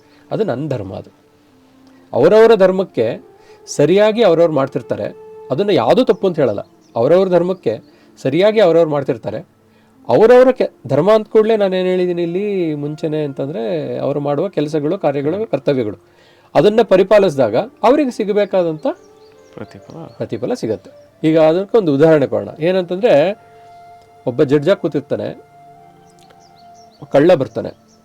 ಕಳ್ಳ ಬಂದು ಹೇಳ್ತಾನೆ, ಗುರುಗಳೇ ನೀವೇ ಹೇಳಿದ್ದೀರಾ ಪ್ರತಿಯೊಂದು ನಡಿಬೇಕಾರೆ ಒಂದು ಹುಲ್ಲು ಕಡ್ಡಿ ಅಲ್ಲಾಡಬೇಕು ಅಂತಂದ್ರು ಆ ದೇವರ ಅಪ್ಪಣೆ ಬೇಕು, ಅವಾಗಷ್ಟೇ ಹುಲ್ಕಡ್ಡಿ ಅಲ್ಲಾಡತ್ತೆ ಅಂತ ನೀವು ಹೇಳಿದ್ದೀರಾ. ಆ ರೀತಿ ಅದೇ ದೇವರು ನನಗೆ ಕಳ್ತನ ಮಾಡು ಅಂತ ಹೇಳ್ದ, ಹಂಗಾಗಿ ಕಳ್ತನ ಮಾಡಿದೆ ಸ್ವಾಮಿ, ನಂದೇನು ತಪ್ಪಿಲ್ಲ ಅಂತ ನಾನು ಹೇಳ್ತಾನೆ. ಸರಿಯಪ್ಪ, ನೀನು ಮಾಡಿರೋದು ಸರಿ ಇದೆ, ಅದೇ ದೇವರು ನನಗೀಗ ನಿನಗೆ ಈ ಶಿಕ್ಷೆ ಕೊಡು ಅಂತ ಹೇಳ್ತಾ ಇದ್ದಾನೆ, ಹಾಗಾಗಿ ಈ ಶಿಕ್ಷೆ ಕೊಡ್ತೀನಿ ಅಂತ ಜಡ್ಜ್ ಹೇಳ್ತಾನಂತೆ. ಸೊ ಅಂದರೆ ಅವರವರ ಜಾಗದಲ್ಲಿ ಅವ್ರು ಏನೇನು ಮಾಡಬೇಕೋ ಅದನ್ನು ಮಾಡೋದು ಅವರ ಧರ್ಮ ಆಗುತ್ತೆ. ಚೋರ ಧರ್ಮನೂ ಇದೆ, ಅದಿಲ್ಲ ಅಂತಲ್ಲ. ಚೋರ ಧರ್ಮದಲ್ಲಿ ಆ ಕಳ್ಳತನ ಮಾಡೋದು ಹೇಗೆ ಕಳ್ಳತನ ಮಾಡಿದ್ದಾನೆ ಅಂತಲೇ ಗೊತ್ತಾಗದ ಕಳ್ಳತನ ಮಾಡೋದಂತೆ. ಈಗ ಅದು ಹೇಗೆ ಅಂತಂದರೆ, ಮನಸ್ಸನ್ನು ಕದಿಯೋದು ಅಂತ. ಅದು ಕದಿಯೋದು ಅಂತಲೇ ತಾನೇ ಹೇಳೋದು. ಮನಸ್ಸನ್ನು ಕದಿಯೋದು ಕಳ್ತನವಾ? ಪ್ರೀತಿ ಆಯ್ತದು. ಒಬ್ಬರನ್ನ ಪ್ರೀತಿಸೋದ್ರಿಂದ ಅವರ ಮನಸ್ಸನ್ನು ಕದ್ದೆ ಅಂತಂದರೆ ಅವನು ಕಳ್ಳನೇ ಲೆಕ್ಕಕ್ಕೆ. ಏನು ಶಿಕ್ಷೆ? ಪ್ರೀತಿ ಕೊಡೋದು ವಾಪಸ್. ಇದು ಧರ್ಮದ ಪರಿವಾಕ್ಯದಲ್ಲಿ ನಾವು ಏನನ್ನು ನೋಡ್ತಿದ್ದೀವಿ ಅನ್ನೋದ್ರ ಮೇಲೆ, ಅದು ಎಷ್ಟರ ಮಟ್ಟಿಗೆ ಸರಿ ಇದೆ ಅನ್ನೋದ್ರ ಮೇಲೆ ಅದರದ್ದು ತುಲನೆ ಮಾಡ್ತಾ ಹೋಗಬೇಕಾಗತ್ತೆ. ನನ್ನ ಸ್ವಂತಕ್ಕೆ ನಾನು ಯೋಚನೆ ಮಾಡ್ಕೊಳ್ಳೋದು ಒಂಥರ ಆದರೆ, ನಾನು ಸಮಾಜದಲ್ಲಿದ್ದಾಗ ಯೋಚನೆ ಮಾಡೋದು ಇನ್ನೊಂಥರ ಆಗಿರುತ್ತೆ. ಇದೊಂದು ವಿಚಾರ ಹೇಳ್ತೀನಿ. ಹೇಗೆ ಅಂತಂದರೆ, ಒಂದು ಎಕ್ಸಾಂಪಲ್ ಮುಖಾಂತರ. ಈಗ ನಾನು ಒಂದು ಸ್ವಲ್ಪ ಸಮಯದ ಹಿಂದೆ ಅಂಗಡಿನಲ್ಲಿ ನಾನು ವ್ಯಾಪಾರ ಮಾಡುವಂಥ ಸಮಯ, ಯಾರೋ ಒಬ್ಬ ಬಂದು ಸಿಗರೇಟ್ ತೊಗೊಂಡ, ಸೇತಾ ನಿಂತಿದ್ದ. ಅವಾಗ ಹೇಳಿದೆ, ಅವ್ರ ತಂದೆ ಬರ್ತಾಯಿದ್ರು ಆ ಕಡೆ. ನಿಮ್ಮ ತಂದೆ ಬರ್ತಾಯಿದ್ದಾರೆ ಕಣೋ, ಇಲ್ಲ ಅವ್ರಿಗೆ ಗೊತ್ತು ಅಂದ. ಅದಕ್ಕೆ ನನಗೆ ಗೊತ್ತಿಲ್ಲ, ನಾನು ಇನ್ನೂ ಚಿಕ್ಕ ಹುಡುಗ, 7ನೇ ಕ್ಲಾಸ್ ಹುಡುಗ ನಾನು. ಅವಾಗ ನಾನು ಏನು ಮಾತಾಡಿದೆ ಅಂದರೆ, ನೋಡಪ್ಪ, ಮದುವೆ ಮಾಡಿಕೊಡೋದೇ ಗಂಡ ಹೆಂಡ್ತಿ ಅಂತ ಮದುವೆ ಮಾಡ್ತಾರಲ್ಲ, ಏನಕ್ಕೋಸ್ಕರ ಮಾಡ್ತಾರೆ? ಅವರಿಬ್ಬರು ಮುಂದಿನ ಜೀವನದಲ್ಲಿ ಅವರ ಸಂಸಾರನ ಬೆಳೆಸುವಂಥ ಕಾರ್ಯಗಳಾಗಲಿ ಅನ್ನೋದಕ್ಕೋಸ್ಕರ ಮದುವೆ ಮಾಡ್ತಾರೆ. ಮದುವೆನ ಹಸೆಮಣೆ ಮೇಲೆ ಮಾಡ್ತಾರೆ, ಆದರೆ ಫಸ್ಟ್ ನೈಟು ರೂಮಲ್ಲಿ ಮಾಡ್ತಾರೆ. ಯಾಕಪ್ಪ ಅಂತ ಕೇಳಿದೆ. ಯಾವ್ಯಾವ ಕೆಲಸ ಎಲ್ಲೆಲ್ಲಿ ಹೇಗೆ ಮಾಡಬೇಕು ಅನ್ನೋದಕ್ಕೊಂದು ರೂಲ್ ಇದೆ ಕಣಪ್ಪ. ಅವ್ರು ನಿಮ್ಮ ತಂದೆ, ಅವ್ರಿಗೆ ಗೊತ್ತಿರ್ಬೋದು, ಆದರೆ ನೀನು ತಂದೆ ಅಂತ ಅವ್ರಿಗೆ ಗೌರವ ತೋರಿಸ್ಬೇಕಾಗಿರೋದು ನಿನ್ನ ಕರ್ತವ್ಯ. ಅವರು ಈ ಥರ ಮಾಡ್ತಿದ್ದಾನಲ್ಲ ಅಂತ ನೋಡ್ದಲೇ ಆ ಸೈಡ್ ಹೋಗ್ಬೋದು, ಅದು ಅವ್ರ ಧರ್ಮ. ನಿನ್ನನ್ನು ವಾಪಸ್ ಕ್ವಶ್ಚನ್ ಕೇಳ್ದಲೇ ಇರೋದು ಅವ್ರ ಧರ್ಮ ಇರ್ಬೋದು ಅದು. ಆದರೆ ನಿನ್ನ ಧರ್ಮ ಏನು ಅಂತ ಹೇಳುತ್ತೆ ಅಂತಂದರೆ, ನೀನು ಅವ್ರ ಮುಂದೆ ಈ ಕೆಲಸಗಳನ್ನು ಮಾಡಬಾರ್ದು ಅಂತ ಹೇಳುತ್ತೆ. ನಿನ್ನ ಕರ್ತವ್ಯಗಳನ್ನು ನೀ ಸರಿಯಾಗಿ ಪಾಲಿಸು. ಅವ್ರ ಧರ್ಮ ಏನು ಹೇಳುತ್ತೆ ಅಂತಂದರೆ, ಮಗನಿಗೆ ದೊಡ್ಡ ಬೆಳೆದಿದ್ದಾನೆ, ಅವನಿಗೆ ಎಲ್ಲರ ಮುಂದೆ ಅವಮಾನ ಮಾಡಬಾರ್ದು ಅಂತ ಅವ್ರ ಧರ್ಮ ಹೇಳುತ್ತೆ. ಯಾಕೆಂತಂದ್ರೆ ಒಂದು ವಯಸ್ಸು ಕಳೆದ ಕೂಡಲೇ ಮಗನ್ನ ಸ್ನೇಹಿತನಾಗಿ ನೋಡುವಂಥ ಧರ್ಮ ಹೇಳುತ್ತೆ. ಯಾಕೆ ಹೇಳುತ್ತೆ ಅಂದರೆ, ಅವನಿಗೊಂದು ಇದು ಎಜುಕೇಷನ್ ಕೊಟ್ಟಿದ್ದೀವಿ, ಅವನಿಗೊಂದು ಜವಾಬ್ದಾರಿ ಕೊಟ್ಟಿದ್ದೀವಿ, ಅವನ ಜವಾಬ್ದಾರಿ ಪಾಲಿಸ್ತಾನೆ ಅನ್ನೋ ನಂಬಿಕೆ ಮೇಲೆ ಅವರು ನಿಮ್ಮಪ್ಪ ಆ ಥರ ಮಾಡಿರ್ತಾರೆ. ಬಿಟ್ಟರೆ ನಿನ್ನ ಧರ್ಮ ಏನು ಹೇಳಬೇಕು? ತಂದೆ ಆದವನ ಮುಂದೆ ಈ ರೀತಿ ಕೆಲಸಗಳನ್ನ ನಾವು ಮಾಡಬಾರ್ದು ಅನ್ನೋದು, ಅದನ್ನು ಪಾಲಿಸಪ್ಪ ಅಂತ ನಾನು 7ನೇ ಕ್ಲಾಸಲ್ಲಿ. ಸೊ ಅದು ಹೇಗೆ ಬಂತು? ನಮ್ದಲ್ಲ, ಅದು ಸಂಸ್ಕಾರ. ನಮಗೇನು ಕಲಿಸ್ಕೊಟ್ಟಿರ್ತಾರೆ. ಯಾಕೆ ಇವೆಲ್ಲ ಸಂಸ್ಕಾರದ ಮುಖೇನ ಬರುತ್ತೆ ಅಂತಂದರೆ, ಯಾರೋ ಹೇಳ್ಕೊಟ್ಟಿರ್ತಾರೆ, ಯಾರೋ ಮಾತಾಡ್ಸಿರ್ತಾರೆ ಹಿಂದೆಯಿಂದ, ಅದು ನಮ್ಮ ಬಾಯಲ್ಲಿ ಬಂದಿರತ್ತಷ್ಟೇ ಆ ಸಮಯಕ್ಕೆ. ಈಗ ಆಡಿದ್ದೆಲ್ಲ ನಂದೇ ಅಂದ್ಕೊಂಡ್ರೆ ನಾನೀಗ ರಾಮಾಯಣದ ಉದಾಹರಣೆ ತೊಗೊಂಡೆ, ಮಹಾಭಾರತದ ಉದಾಹರಣೆ ತೊಗೊಂಡೆ, ಎಲ್ಲ ತೊಗೊಂಡೆ ಅಲ್ವಾ. ಇದನ್ನು ಯಾರೋ ಬರೆದ್ರು. ನಾನು ಬ್ರಾಹ್ಮಣ ಹೇಳಿದ್ದನ್ನು ಮಾತ್ರ ನಾನು ಹೇಳ್ತೀನಿ ಅಂತ ಹೇಳ್ಕೊಡೋಕ್ಕಾಗತ್ತಾ? ಯಾರ್ಯಾರೋ ಸಮಯದಲ್ಲಿ ಏನೇನೋ ಹೇಳಿರ್ತಾರೆ. ಇದನ್ನೆಲ್ಲ ನಾನು ಎರವಲು ಪಡ್ಕೊಂಡಿರ್ತೀನಿ. ಆ ಎರವಲು ಪಡ್ಕೊಂಡು ನಾನು ಮಾತಾಡ್ತಿರ್ಬೇಕಾದ್ರೆ ಇದು ನಂದು ಅಂತ ಹೇಳ್ಕೊಳ್ಳೋ ದಾಷ್ಟ ಇದೆಯಲ್ಲ, ಅದು ಧರ್ಮಕ್ಕೆ ಸಂಬಂಧಪಟ್ಟಿದ್ದಲ್ಲ. ಧರ್ಮದ ಪರಿವಾಕ್ಯ ಒಂದೊಂದು ಸಮಯದಲ್ಲಿ ಒಂದೊಂದು ಮಾತಿನಲ್ಲೂ ಇರುತ್ತೆ. ಅದನ್ನು ನಾವು ಅರ್ಥ ಮಾಡಿಕೊಂಡು ಮುಂದುವರಿದಿದೆಯಲ್ಲ, ಅದು ಧರ್ಮ. ಹಾಗಿದ್ರೆ ಒಟ್ಟಾರೆಯಾಗಿ ಸನಾತನ ಧರ್ಮದಲ್ಲಿ ಬರುವಂಥ ಪ್ರತಿಯೊಂದು ನಾವು ಈಗೇನು ಕಲಿತಾ ಇದ್ದೀವಿ ಅಥವಾ ಕಲಿಬೇಕು ಅಂತಿದ್ದೀವಿ, ನಾವು ಮಾಡಬೇಕು ಅಂತಿದ್ದೀವಿ, ಅದನ್ನು ಯಾರೊಬ್ಬರು ರಚನೆ ಮಾಡಿದ್ದಲ್ಲ, ಅದು ಸಮಯಕ್ಕೆ ಅನುಗುಣವಾಗಿ ಬಂದಿದೆ. ಸಮಯಕ್ಕೆ ಅನುಗುಣವಾಗಿ ಬಂದಿದ್ದನ್ನು ಒಂದಿಷ್ಟು ಸಮಯದಲ್ಲಿ ಒಬ್ಬೊಬ್ಬರಿಗೆ ನಾನಿರುವಷ್ಟು ಸಮಯದಲ್ಲಿ ಎಲ್ಲದನ್ನು ಎಲ್ಲರಿಗೂ ಹೇಳಿಕೊಡುವಂಥದ್ದು ಅಥವಾ ಎಲ್ಲರಿಗೂ ತಲುಪಿಸುವಂಥ ಸಾಧ್ಯತೆ ಕಡಿಮೆ ಇದೆ ಅಂತ ಮನಗಂಡು ಅದನ್ನು ಬರವಣಿಗೆ ರೂಪದಲ್ಲಿ ಬರೆದಿಟ್ಟಿರೋದು ಮುಂದೆ ಒಂದಿಷ್ಟು ಶಾಸ್ತ್ರಗಳಾಗಿ ಅಥವಾ ನಮಗೆ ಬಂದಿರೋ ಇದಾಗಿ ಬಂದಿದೆ. ಅದಕ್ಕೆಲ್ಲ ಮೂಲ ಕಾರಣಗಳು ಇವತ್ತು ನಾವು ಸೈಂಟಿಸ್ಟ್ಗಳಂತ ಹೇಳ್ತೀವಿ, ಒಂದಿಷ್ಟು ಪೇಪರ್ ಬರೀತಾರೆ, ಬುಕ್ ಬರೀತಾರೆ ಅಂತ. ಹಿಂದೆ ಋಷಿ ಮುನಿಗಳು ಅಂತಿದ್ವು, ಅವರು ಸೈಂಟಿಸ್ಟ್ಗಳಾಗಿರ್ಬೋದು. ಈ ಕಣಾದ ಅಂತ ಯಾರು ಆಟಮ್ ಬಗ್ಗೆ ಮಾತಾಡಿದ್ದಾನೆ, ಅಥವಾ ನಮ್ಮ ಭಾರದ್ವಾಜರೇನು ವೈಮಾನಿಕ ಶಾಸ್ತ್ರ ಬರೆದಿದ್ದಾರೆ, ಅವ್ರುಗಳನ್ನು ನಾವು ಋಷಿ ಮುನಿ ಅಂತ ಹೇಳಿ ಸುಮ್ಮನೆ ಬಿಟ್ಟು ಅಥವಾ ಇದು ಮಾಡೋದಕ್ಕಿಂತ ಅವರನ್ನು ಇವತ್ತಿನ ಕಾಲದಲ್ಲಿ ನಾವು ಸೈಂಟಿಸ್ಟ್ ಅಂತ ಹೇಳ್ಬೋದಿತ್ತು. ಸೈಂಟಿಸ್ಟ್ ಅಂತಂದರೆ ಅವನು ವೈಮಾನಿಕ ಶಾಸ್ತ್ರ ಒಂದೇ ಬರೀಲಿಲ್ಲ, ಅವನು ಎಲ್ಲ ಶಾಸ್ತ್ರನೂ ಬರೆದಿದ್ದ. ಯಾಕೆಂದರೆ ಅವ್ರದ್ದು ಅದು ಆ ಥರ ಇತ್ತು. ಅವರು ಆವತ್ತಿನ ಕಾಲಕ್ಕೆ ಆ ಥರದವರು ಎಲ್ಲರಿಗೂ ಇರ್ತಿತ್ತು. ಯಾರೂ ವಿಚಾರ ತಿಳಿದಲೇ ಇದ್ದವರು ಅಂತ ಇಲ್ಲವೇ ಇಲ್ಲ. ಯಾವಾಗ ಅದು ಕಡಿಮೆ ಆಗ್ತಾ ಬಂತು ಅಂದರೆ, ಈಗ ಕ್ವಶನ್ ಕೇಳಬೇಡಿ, ನಾನು ಹೇಳ್ತಿದ್ನಲ್ಲ, ಹಿಂದೆಲ್ಲ ಎಜುಕೇಷನ್ ಕೊಡ್ತಾ ಇದ್ದಿದ್ದೇನೆಂದರೆ, ಗುರುಕುಲದಲ್ಲಿ ಏನು ಕಲಿಸ್ತಾ ಇದ್ರು ಅಂತಂದರೆ, ಬೆಳಗ್ಗೆಯಿಂದ ಹೋದರೆ ಇನ್ನು ದನ ಕಾಯಕ್ಕೆ ಹೋಗು, ಮನೆ ಅಡುಗೆ ನೋಡ್ಕೋ, ಈ ಥರದ್ದೆಲ್ಲ ಹೇಳ್ತಾಯಿದ್ರು. ಸೊ ಇದನ್ನೆಲ್ಲ ಹೇಳಿ ಬಿಟ್ಬಿಡ್ತಿದ್ರು ಅಷ್ಟೇ. ಅವ್ನ ಕೆಲಸ ಅದು ಮಾಡ್ಕೊಂಡು ಹೋಗ್ತಾ ಇದ್ದ. ಅದನ್ನು ಯಾವಾಗ ಶ್ರದ್ಧೆಯಿಂದ ಮಾಡಿ ಮಾಡಿ ಮಾಡಿ ಮಾಡಿ ಮಾಡಿ ಏನಾಗ್ತಿದ್ದ ಅಂತಂದರೆ, ಆ ಕೆಲಸದಲ್ಲಿ ಯಾರು ಏನು ಹೇಳ್ದಲೇ ಇದ್ದರು, ಯಾರು ನನಗೆ ಅದನ್ನು ಮಾಡು ಅಂತ ಹೇಳೋ ಅವಶ್ಯಕತೆ ಇಲ್ಲ, ಸುಮ್ಮನೆ ಮಾಡ್ಕೊಂಡು ಹೋಗೋದು. ನೀವು ಒಂದು ಕೆಲಸನ ಮಾಡ್ಕೊಂಡು ಹೋಗ್ತಿದ್ದಾಗ ನಿಮ್ಮನ್ನು ಕೆಲಸಕ್ಕೆ ಇಟ್ಕೊಂಡಿರ್ತಾರಲ್ಲ, ಅವ್ರು ಏನು ಮಾಡ್ತಾರೆ ಅಂತಂದರೆ, ಎಲ್ಲ ಚೆನ್ನಾಗಿ ಮಾಡ್ಕೊಂಡು ಹೋಗ್ತಿದ್ದಾನಪ್ಪ ಅಂತ ಇನ್ನೊಂದು ಕೆಲಸ ಕೊಡ್ತಾರಲ್ವ, ಆ ರೀತಿ ಇನ್ನೊಂದು ಕೆಲಸ ಕೊಟ್ಟು ಕೊಟ್ಟು ಕೊಟ್ಟು ಕೊಟ್ಟು ನೀವು ಪರಿಪಕ್ವ ಆಗೋದು. ನಿಮಗೆ ಹುಟ್ಟಿನಿಂದಲೇ ಎಲ್ಲ ಕೆಲಸನೂ ಬಂದಿರಲ್ಲ ಅಲ್ವಾ. ಯಾರೋ ಒಬ್ಬೊಬ್ಬರು ಒಂದೊಂದು ಕೆಲಸನ ಆ್ಯಡ್ ಮಾಡಿ ಮಾಡಿ ಮಾಡಿ ಒಂದು ಕೆಲಸ ಮಾಡೋಕ್ಕೆ ಶುರು ಮಾಡಿರ್ತೀವಿ. ಆ ಕೆಲಸ ಮಾಡೋಕ್ಕೆ ಶುರು ಮಾಡಿದ್ಮೇಲೆ ಎಲ್ಲ ನಂದೇ ಅಂದರೆ, ಹಿಂದೆ ಯಾರೋ ಎಷ್ಟೋ ಜನ ಮಾಡೋಗಿದಾರಲ್ವ, ಅವರೆಲ್ಲ ಮಾಡೋಗಿದ್ದನ್ನು ನಾ ಕಲ್ತಿದ್ದಕ್ಕೆ ತಾನೇ ಇದಾಗಿರೋದು. ಅವ್ರಿಗೊಂದು ಡ್ಯೂ ರೆಸ್ಪೆಕ್ಟ್ ಕೊಡಬೇಕಲ್ವಾ, ಅದನ್ನು ಗುರುವಂದನ ಅನ್ನೋದು. ಗುರುವಂದನೆ ಮಾಡಬೇಕು ಅಂತ ನಮ್ಮ ಸನಾತನ ಧರ್ಮದಲ್ಲಿ ಹೇಳ್ಕೊಟ್ಟಿದ್ದಾರೆ. ಯಾಕೆ ಅಂತಂದರೆ, ಇದು ಯಾವುದೋ ನಂದಲ್ಲಪ್ಪ, ಎಲ್ಲ ಒಬ್ಬರು ಮಾಡೋಗ್ಬಿಟ್ಟಿದ್ದಾರೆ, ನಾನು ವಾಪಸ್. ಅದಕ್ಕೆ ನಮ್ಮಲ್ಲೂ ಇದೆ ರೀಸರ್ಚ್ ಅಂತ. ಯಾರು ಏನು ಹೊಸದಾಗೇನು ಕಂಡುಹಿಡಿಯಲ್ಲ, ಆವಿಷ್ಕಾರ ಅನ್ನೋದೇನಿಲ್ಲ, ಹಿಂದೆ ಇತ್ತು ಎಲ್ಲ. ನಾವು ಇನ್ನೊಂದ್ಸಲಿ ಅದನ್ನು ಹುಡುಕೊಂಡ್ವಿ. ಯಾಕೆ ಅಂತಂದರೆ ಅದು ಒಂಥರ ಕಳೆದೋಗ್ಬಿಟ್ಟಿತ್ತು. ಮತ್ತು ಸಂಶೋಧನ ನಾವು ಮಾಡಿದ್ವಿ, ವಾಪಸ್ಸು ಸಿಕ್ತು ಅಂತ. ಸೊ ಯಾವುದು ಇಲ್ಲ ಅಂತಿಲ್ಲ. ಅದಕ್ಕೆ ನಮ್ಮಲ್ಲಿ ಎಲ್ಲದನ್ನೂ ಹೇಳ್ಕೊಡೋದು ಹೆಂಗೆ ಅಂತಂದರೆ, ಯಾವುದು ಹಿಂದೆ ನಡೆದಿಲ್ಲ ಅಂತಿಲ್ಲ, ಎಲ್ಲ ನಡೆದಿದೆ.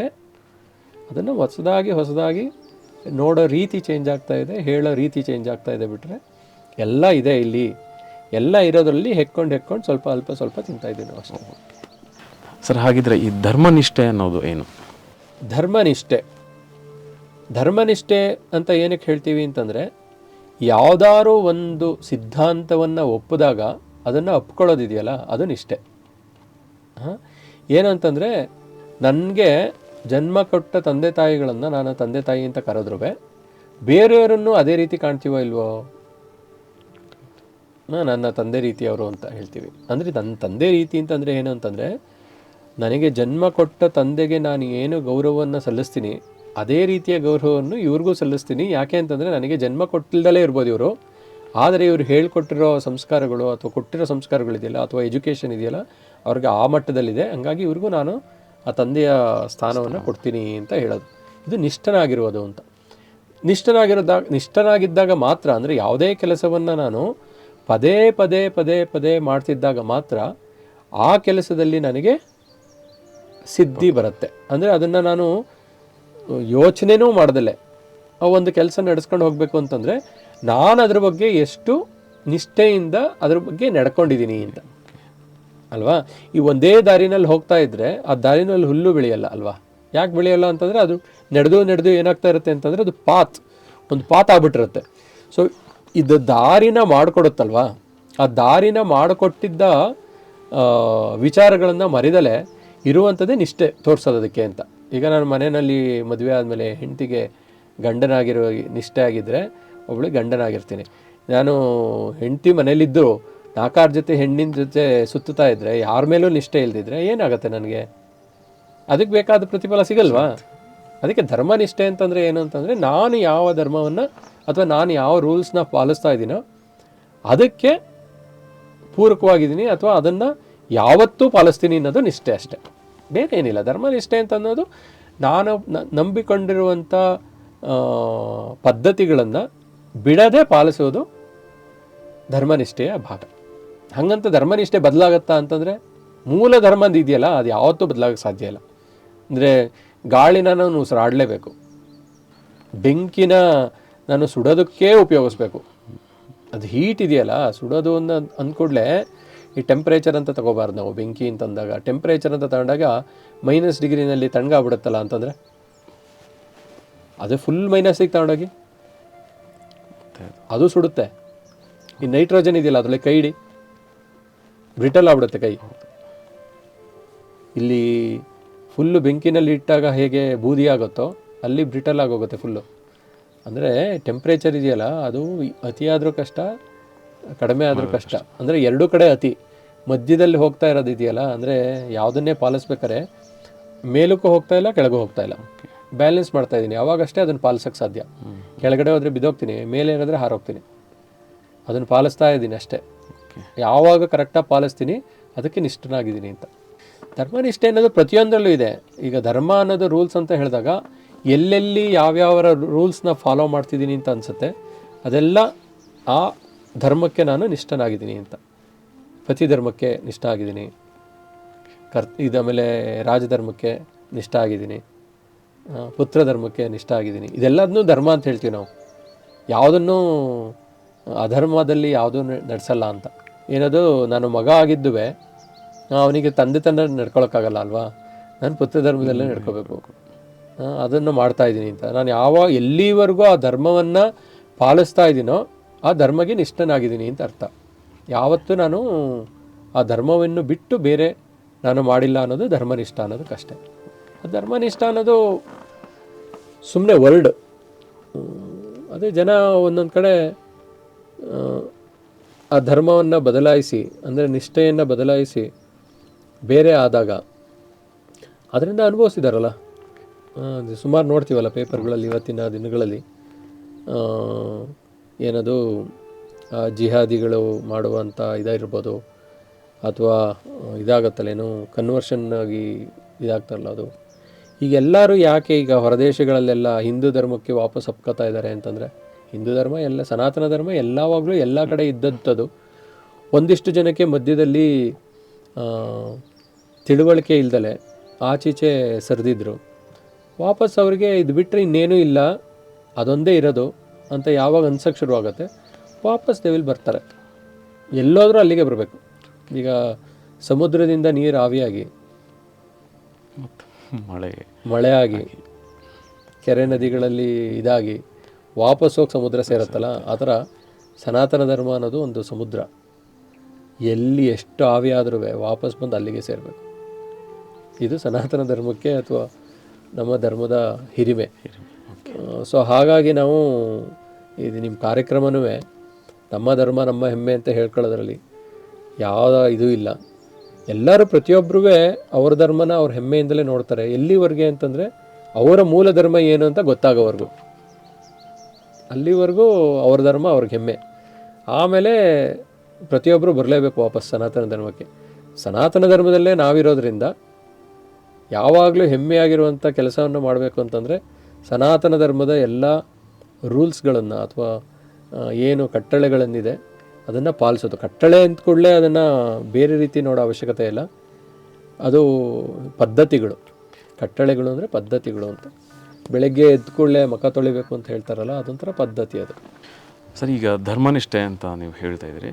ಸೊ ಈ ಧರ್ಮನಿಷ್ಠೆ ಒಂದು ಕಡೆ, ಈಗ ಸನಾತನ ಧರ್ಮದಲ್ಲಿ ನಾವು ಒಂದು ದೇವರು ಅನ್ನೋ ಕಾನ್ಸೆಪ್ಟ್ ಬಂದಾಗ, ಈಗ ಸನಾತನ ಧರ್ಮ ಹಾಗೂ ದೇವರು, ಈ ಧರ್ಮನಿಷ್ಠೆನ ನಾನು ಪಾಲನೆ ಮಾಡದೇ ಇದ್ದಾಗ ದೇವರು ನನಗೆ ಶಿಕ್ಷೆ ಕೊಡ್ತಾರ? ದೇವರು ಅನ್ನೋದನ್ನು ನೀವು ಏನಂತ ಯೋಚನೆ ಮಾಡ್ತೀರ ಅನ್ನೋದು ಇಂಪಾರ್ಟೆಂಟು.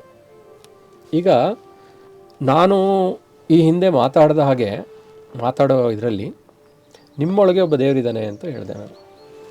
ಒಳಗಡೆ ಇರುವ ದೇವರನ್ನು ನೀವು ತೃಪ್ತಿಪಡಿಸಲಿಲ್ಲ ಅಂತಂದರೆ, ಅಥವಾ ಅವನಿಗೆ ಸರಿಯಾಗಿ ನೀವು ನಡ್ಕೊಳ್ಳಿಲ್ಲ ಅಂತಂದರೆ ನಿಮಗೆ ತೊಂದರೆ ಆಗುತ್ತೋ ಇಲ್ವೋ? ಖಂಡಿತ ಆಗುತ್ತೆ. ನಿಮ್ಮ ದೇಹಕ್ಕೆ ನಿಮಗೆ ಗೊತ್ತಿದೆ ಹೇಗೆ ನಿಮ್ಮ ಜೀವನನ ಪಾಲಿಸ್ಬೇಕು ಅಂತ, ಆಯಿತಾ?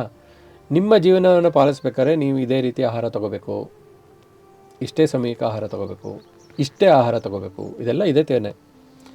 ಅದನ್ನು ಬಿಟ್ಟು ಬೇರೆ ಮಾಡಿ ನಿಮಗೆ ಶಿಕ್ಷೆ ಕೊಡ್ತಾನೆ ಇಲ್ಲಿ ಒಳಗಡೆ ಇರೋನು. ನಿಮಗೆ ಒಂದು ಹೊಟ್ಟೆಗೆ ಒಂದು ಆಕಾರ ಇದೆ, ಆಕಾರಕ್ಕೆ ಎಷ್ಟು ತುಂಬಿಸ್ಬೇಕೋ ಅಷ್ಟು ತುಂಬಿಸ್ಬೋದು. ಅದಕ್ಕಿಂತ ಜಾಸ್ತಿ ತುಂಬಿದ್ರೆ ತೊಂದರೆ ಆಗುತ್ತೆ. ಏನಾಗ್ಬೋದು? ಶಿಕ್ಷಣ. ಅದನ್ನು ನೀವು ಶಿಕ್ಷೆ ಅಂತ ತಿಳ್ಕೊಂಡ್ರೆ ಮಿಕ್ಕ ಸಮಯಗಳಲ್ಲಿ, ಅಂದರೆ ನಾನು ಮಾಡುವ ಕೆಲಸಗಳಲ್ಲಿ ನನಗೆ ತೊಂದರೆಯಾಗುವ ರೀತಿ ಅಂತ ನಡ್ಕೊಂಡಾಗ ನಾನು ಯೋಚನೆ ಮಾಡಬೇಕು, ನಾನು ಮಾಡಿದ ಕೆಲಸ ಇದೆಯಲ್ಲ ಅದು ಸರಿ ಇತ್ತೋ ಇಲ್ವೋ ಅಂತ. ಯಾವಾಗ ಈ ನನಗಾಗ್ತಿರೋ ತಪ್ಪೆಲ್ಲ ನನ್ನ ತಪ್ಪಿಂದ ಆಗಿದೆ ಅಂತ ಗೊತ್ತಾಗ್ತಾ ಹೋಗುತ್ತೆ, ಆವಾಗ ನೀವು ಬೇರೆ ಯಾರನ್ನೂ ದೂಷಣೆ ಮಾಡೋ ಅವಶ್ಯಕತೆ ಇಲ್ಲ. ಯಾಕೆ ಅಂತಂದರೆ ನಮಗೆ ಅದ್ವೈತದಲ್ಲಿ ಹೇಳ್ಕೊಟ್ಟಿರೋದೇ ಹಾಗೆ, ಅಥವಾ ಅದ್ವೈತ ತತ್ವ ಇರೋದೇ ಹಾಗೆ. ನಾನು ಒಬ್ಬರಿಗೆ ತೊಂದರೆ ಮಾಡಿದಾಗ, ಅಥವಾ ನನಗೆ ತೊಂದರೆ ಮಾಡ್ಕೊಂಡಾಗ ಏನು ತೊಂದರೆ ಆಗುತ್ತೋ ಅದೇ ಇನ್ನೊಬ್ಬಂಗೂ ತೊಂದರೆ ಆಗುತ್ತೆ ಅಂತ ಗೊತ್ತಿದ್ದಾಗ ನಾನು ಇನ್ನೊಬ್ಬನಿಗೆ ತೊಂದರೆ ಮಾಡೋಕ್ಕೋಗಲ್ಲ ಅಲ್ವಾ? ಸೊ ಅದೇ ರೀತಿ ನನಗೆ ಊಟ ಮಾಡ್ಬೇಕಾದ್ರೆ ಖಾರ ಜಾಸ್ತಿ ಆಯಿತು ಅಲ್ವಾ, ನಾನು ಇನ್ನೊಬ್ಬಂಗೂ ಅದೇ ಥರ ಹಾಕ್ಕೊಡ್ಬೇಕಾದ್ರೆ ಒಂದು ಹದಕ್ಕೆ ಖಾರ ಹಾಕಿ ಕೊಡಬೇಕು. ಅಡುಗೆನ ತುಂಬ ಖಾರ ಹಾಕಿ ಮೆಣಸಿನ್ಕಾಯಿ ಕೊಟ್ಬಿಡ್ಬೇಕು, ಅದಕ್ಕೆ ಹಾಕಿ ಕೊಡಬೇಕು. ಆದರೆ ಕಾಲ ಮತ್ತು ದೇಶಕ್ಕೆ ಅನುಗುಣವಾಗಿ ಅದು ವ್ಯತ್ಯಾಸ ಆಗತ್ತೆ ಅಂತ ಹೇಳಿದ್ದೀನಿ ಮುಂಚೆನೇ. ಯಾಕೆ ಅಂತಂದರೆ ಅದೇ ಚೇಂಜಸ್ ಇರೋದು ನಮ್ಮಲ್ಲಿ ಸನಾತನ ಧರ್ಮದಲ್ಲಿ. ಅದೇ ನಾರ್ತ್ ಕರ್ನಾಟಕದಲ್ಲಿ ಹೋಗ್ಬಿಟ್ಟು ಅವ್ರಿಗೆ ಮೆಣಸಿನ್ಕಾಯಿ ಇಲ್ದಿದ್ರೆ ಅಡುಗೆನೇ ಇಲ್ಲ ಅವ್ರಿಗೆ. ಜೊತೆಗೆ ಮೆಣಸಿನ್ಕಾಯಿ ತಿಂತಾರೆ. ಅವ್ರಿಗೆ ಅದು ಸರಿ ಆಯ್ತಲ್ಲ, ನಮಗೆ ಯಾಕೆ ಸರಿ ಆಗಲಿಲ್ಲ ಅಂದರೆ ಆ ಭಾಗಕ್ಕೆ ಹೋಗಿ ಅಲ್ಲೇ ಉಳಿರಿ ನೀವು, ಅವಾಗ ನೀವು ಮೆಣಸಿನ್ಕಾಯಿ ತಿಂತೀರ. ಯಾಕೆ ಅಂತಂದರೆ ಅಲ್ಲಿ ಬಿಸಿಲಿಗೆ ಬಾಡಿನಲ್ಲಿರೋ ಎಲ್ಲ ಸಾಲ್ಟ್ಗಳು ಎವಾಪರೇಟ್ ಹೋದಾಗ ನಿಮಗೆ ಮೆಣಸಿನ್ಕಾಯಿ ತಿಂದು ಅದರೊಳಗಿರುವಂತಹ ಖನಿಜಾಂಶಗಳು ನಿಮ್ಮ ದೇಹಕ್ಕೆ ಸೇರ್ಕೊಳ್ತಿದ್ರೆ ನಿಮಗೆ ಆರೋಗ್ಯ ಸರಿ ಇರಲ್ಲ. ಅದಕ್ಕೋಸ್ಕರ ನಿಮಗೆ ಅದು ಬೇಕು. ಹಾಗೆ ಈಗ ಅದೇ ಮುಸಲ್ಮಾನ ಧರ್ಮದಲ್ಲಿ ಏನು ಹಂದಿ ಮಾಂಸ ತಿನ್ನಬಾರ್ದು ಅಂತ ಒಂದಿದೆ. ಯಾಕೆ ತಿನ್ನಬಾರ್ದು ಅಂತಂದರೆ ಮುಸಲ್ಮಾನ ಧರ್ಮ ಅನ್ನೋದು ಬಂದಿದ್ದೆಲ್ಲಿ? ರೇಗಿಸ್ತಾನ ಅಂತ ಹೇಳ್ತೀವಲ್ಲ, ಅಂದರೆ ಮರಳುಗಾಡು ಪ್ರದೇಶ ಇದೆಯಲ್ಲ ಅಲ್ಲಿ.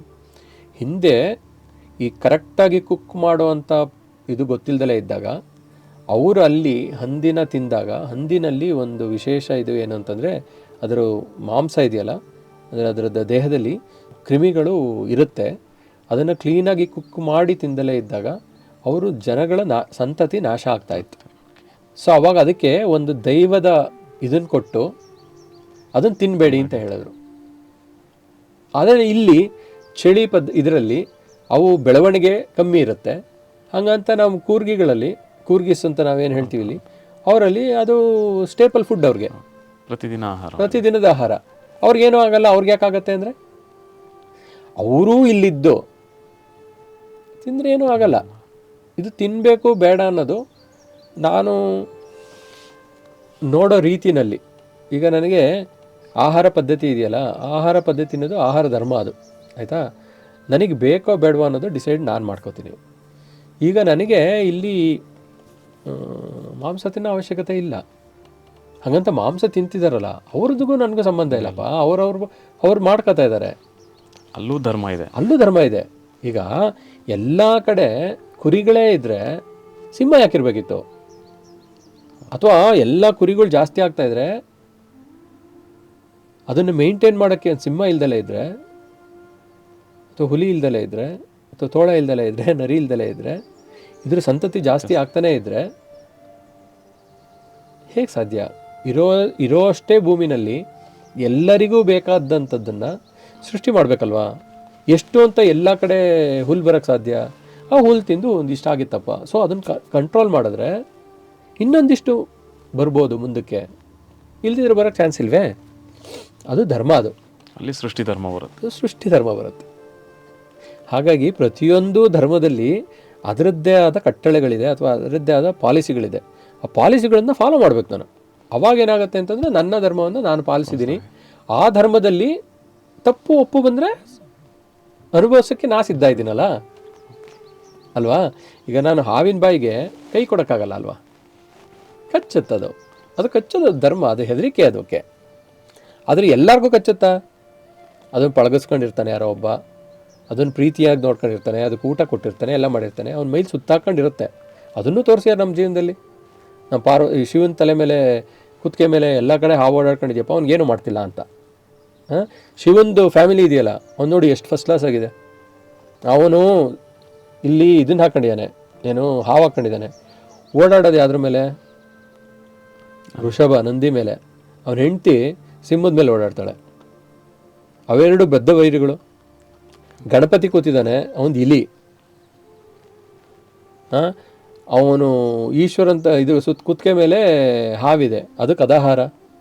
ಆ ಹಾವಿದೆಯಲ್ಲ ಅದಕ್ಕೆ ಸುಬ್ರಹ್ಮಣ್ಯ ಇದ್ದಾನಲ್ಲ, ಅವನದು ವಾಹನ ಇದೆಯಲ್ಲ ನವಿಲು, ಅದರದ್ದು ಆಹಾರ ಅದು ಹಾವು. ಸೊ ಎಲ್ಲರೂ ಒಂದೇ ಕಡೆ ಇರೋದು, ಅದು ನೇಚರ್, ಅದು ಪ್ರಕೃತಿ ಧರ್ಮ. ಆ ಪ್ರಕೃತಿನಲ್ಲಿ ಒಬ್ಬೊಬ್ಬರಿಗೆ ಒಂದೊಂದು ರೋಲ್ ಇದೆ, ಒಬ್ಬೊಬ್ಬರನ್ನ ಒಂದೊಂದು ಕಂಟ್ರೋಲ್ ಮಾಡ್ತಾ ಇದೆ. ಯಾಕೆ ಅಂತಂದರೆ ಪ್ರಕೃತಿ ಅನ್ನೋದು ಸಮಷ್ಟಿಯಾಗಿರಬೇಕು ಅಂತಂದರೆ ಒಂದೇ ಜಾಸ್ತಿ ಆದರೆ ಅಥವಾ ಒಂದೇ ಕಡಿಮೆ, ಒಂದು ಇಲ್ದಲೇ ಇದ್ದರೆ ನಡೆಯುವಂಥದ್ದಲ್ಲ, ಎಲ್ಲದೂ ಇರಬೇಕು. ಎಲ್ಲೆಲ್ಲಿ ಯಾವ್ದು ಹೇಗೆ ಕೆಲಸ ಮಾಡಬೇಕೋ ಆ ರೀತಿ ಕೆಲಸ ಮಾಡ್ತಾ ಇದ್ದರೆ ಪ್ರಕೃತಿ ಧರ್ಮ ಸರಿಯಾಗಿ ಪಾಲನೆ ಆಗ್ತಾ ಇರುತ್ತೆ ಅಂತ ಹೇಳ್ಕೊಡೋಕ್ಕೆ. ಇದೆಲ್ಲ ಕಥೆಗಳು ನಮ್ಮ ಸನಾತನ ಧರ್ಮದಲ್ಲಿ ಒಂದೊಂದಾಗಿ ಹೇಳ್ಕೊಟ್ಟು ಬರ್ತಾ ಇದ್ದಾರೆ. ಏನು ಹೇಳ್ಕೊಟ್ರು? ಬ್ರಹ್ಮ ಸೃಷ್ಟಿ ಮಾಡಿದಾಗ ಸರಸ್ವತಿನ ಮದುವೆ ಆದ. ಆದರೆ ನೋಡಪ್ಪ, ಮಕ್ಕಳನ್ನೇ ಮದುವೆ ಆಗಬೇಡ, ರಕ್ತ ಸಂಬಂಧದಲ್ಲಿ ಮದುವೆ ಆದರೆ ನಾರದ ಹುಡ್ತಾನೆ, ಎಜುಕೇಟೆಡ್ ಆಗಿರ್ಬೋದು ಅವನು, ಆದರೆ ಇಂಪಾರ್ಟೆಂಟ್ ಕಣಪ್ಪ ಅವನು ಅಂತ ಪಾಠ ಹೇಳ್ಕೊಡ್ತಿದ್ದಾರೆ. ಆಯಿತಾ? ದಿತಿ ಅದಿತಿ ಬಗ್ಗೆ ಕತೆ ಹೇಳ್ತಾರೆ. ಏನು, ಕತ್ತಲಲ್ಲಿ ಅಂದರೆ ಸೂರ್ಯಾಸ್ತದ ನಂತರ ನೀನು ಸಂಭೋಗಿಸಿದ್ದೇ ಆದರೆ ನಿನಗೆ ಹುಟ್ಟೋ ಮಕ್ಕಳು ದೇವತೆಗಳಾಗಿ ಹುಟ್ಟುತ್ತಾರೆ. ಅಂದರೆ ಒಳ್ಳೆ ಬುದ್ಧಿ ಇರುತ್ತೆ. ಯಾವಾಗ ಸಮಯವಲ್ಲದ ಸಮಯದಲ್ಲಿ, ಅಂದರೆ ನೀನು ಬೆಳಗ್ಗಿನ ಸಮಯ ಇದೆಯಲ್ಲ, ಬೆಳಗಿನ ಸಮಯದಲ್ಲಿ ನೀನು ದುಡಿಮೆ ಮಾಡೋಕ್ಕೋ ಜ್ಞಾನಾರ್ಜನೆಗೋ ಈ ಥರದಕ್ಕೆ ಉಪಯೋಗಿಸ್ಕೋಬೇಕು. ಈ ಉಪಯೋಗ ಮಾಡ್ದಲೇ ನೀನು ಈ ಥರ ಚಟುವಟಿಕೆಗಳಲ್ಲಿ ಉಪಯೋಗಿಸ್ಕೊಂಡ್ರೆ ನಿನಗೆ ರಾಕ್ಷಸರು ಹುಡ್ತಾರಪ್ಪ ಅಂತ ಕತೆ. ಅಂದರೆ ಯಾವ ಸಮಯದಲ್ಲಿ ಏನು ಕೆಲಸ ಮಾಡಬೇಕು ಅಂತಲೂ ಧರ್ಮ ಹೇಳ್ಕೊಟ್ಟಿದೆ ಅಥವಾ ಧರ್ಮದಲ್ಲಿದೆ. ನಾವು ಅದರ ಪ್ರಕಾರ ನಡ್ಕೋತಾ ಇದ್ದೀವ? ಆ ರೀತಿ ನಡ್ಕೊಳ್ದಲೆ, ಒಳ್ಳೇದು ನಡೆದಾಗೆಲ್ಲ ದೇವರಿಗೆ ಥ್ಯಾಂಕ್ಸ್ ಹೇಳ್ದಲೆ, ಇದೆಲ್ಲ ನಾನು ಕಷ್ಟಪಟ್ಟಿದ್ದೀನಿ ಅದಕ್ಕೆ ಬಂತು ಅಂತ ತಿಳ್ಕೊಂಡು, ಕಷ್ಟ ಆದಾಗ ದೇವರನ್ನು ದೂರ ಮಾಡೋದು ಅಥವಾ ಅವನು ನನಗೆ ಶಿಕ್ಷೆ ಕೊಟ್ಟ ಅನ್ನೋದು ಎಷ್ಟು ಮಾತ್ರಕ್ಕೆ ಸಮಂಜಸ? ಹಾಗಾಗಿ ದೇವರು ಶಿಕ್ಷೆ ಕೊಡ್ತಾನೆ ಅಂತಲ್ಲ, ನಾವು ಮಾಡಿದ ಕರ್ತವ್ಯಕ್ಕೆ, ನಾವು ಮಾಡಿದ ಕೆಲಸಗಳಿಗೆ, ನಾವು ಕರ್ತವ್ಯ ಮುಖೇನ ಕೆಲಸ ಮಾಡಿದರೆ ಯಾವುದೇ ಕಾರಣಕ್ಕೂ ನಮಗೆ ತೊಂದರೆ ಆಗೋಕ್ಕೆ ಸಾಧ್ಯ ಇಲ್ಲ. ಅಥವಾ ನಿಮಗೆ ಗೊತ್ತಾಗಿರುತ್ತೆ, ಈಗೇನೋ ಪ್ರಸ್ತುತದಲ್ಲಿ ಬದುಕು ಅಂತ ಹೇಳ್ತೀವಿ ನಾವು, ಅಂದರೆ ಲೀವ್ ಇನ್ ಪ್ರೆಸೆನ್ಸ್ ಅಂತ. ಲೀವ್ ಇನ್ ಪ್ರೆಸೆನ್ಸ್ ಅಂತ ಅಂದಾಗ ಏನು ಅಂತಂದರೆ, ನಿಮಗೇನು ಮಾಡ್ತಿದ್ದೀವಿ ಅನ್ನೋ ಜ್ಞಾನ ಇದೆ. ಇದನ್ನು ಮಾಡಿದಾಗ ಇದ್ರ ಎಫೆಕ್ಟ್ ಆಗೇ ಆಗುತ್ತೆ. ಈಗ ಬಿಸಿ ಇದೆಯಲ್ಲ, ಎಷ್ಟು ಬಿಸಿ ನೀವು ತಡ್ಕೊಬೋದು, ಅಷ್ಟೊಂದು ಮಾತ್ರ ತಡ್ಕೊಳಕ್ಕೆ ಸಾಧ್ಯ. ಅದಕ್ಕೆ ಕಾಫಿ ಲೋಟ ಇದೆಯಲ್ಲ, ಅದನ್ನು ಹಿಡ್ಕೊಬೋದು, ಕಾಫಿ ಕುಡಿಬೋದು. ಆದರೆ ಬೆಂಕಿ ಇಟ್ಕೊಳಕ್ಕಾಗತ್ತಾ? ಸಡನ್ನಾಗಿ ಆಗಲ್ಲ ಅಲ್ವಾ?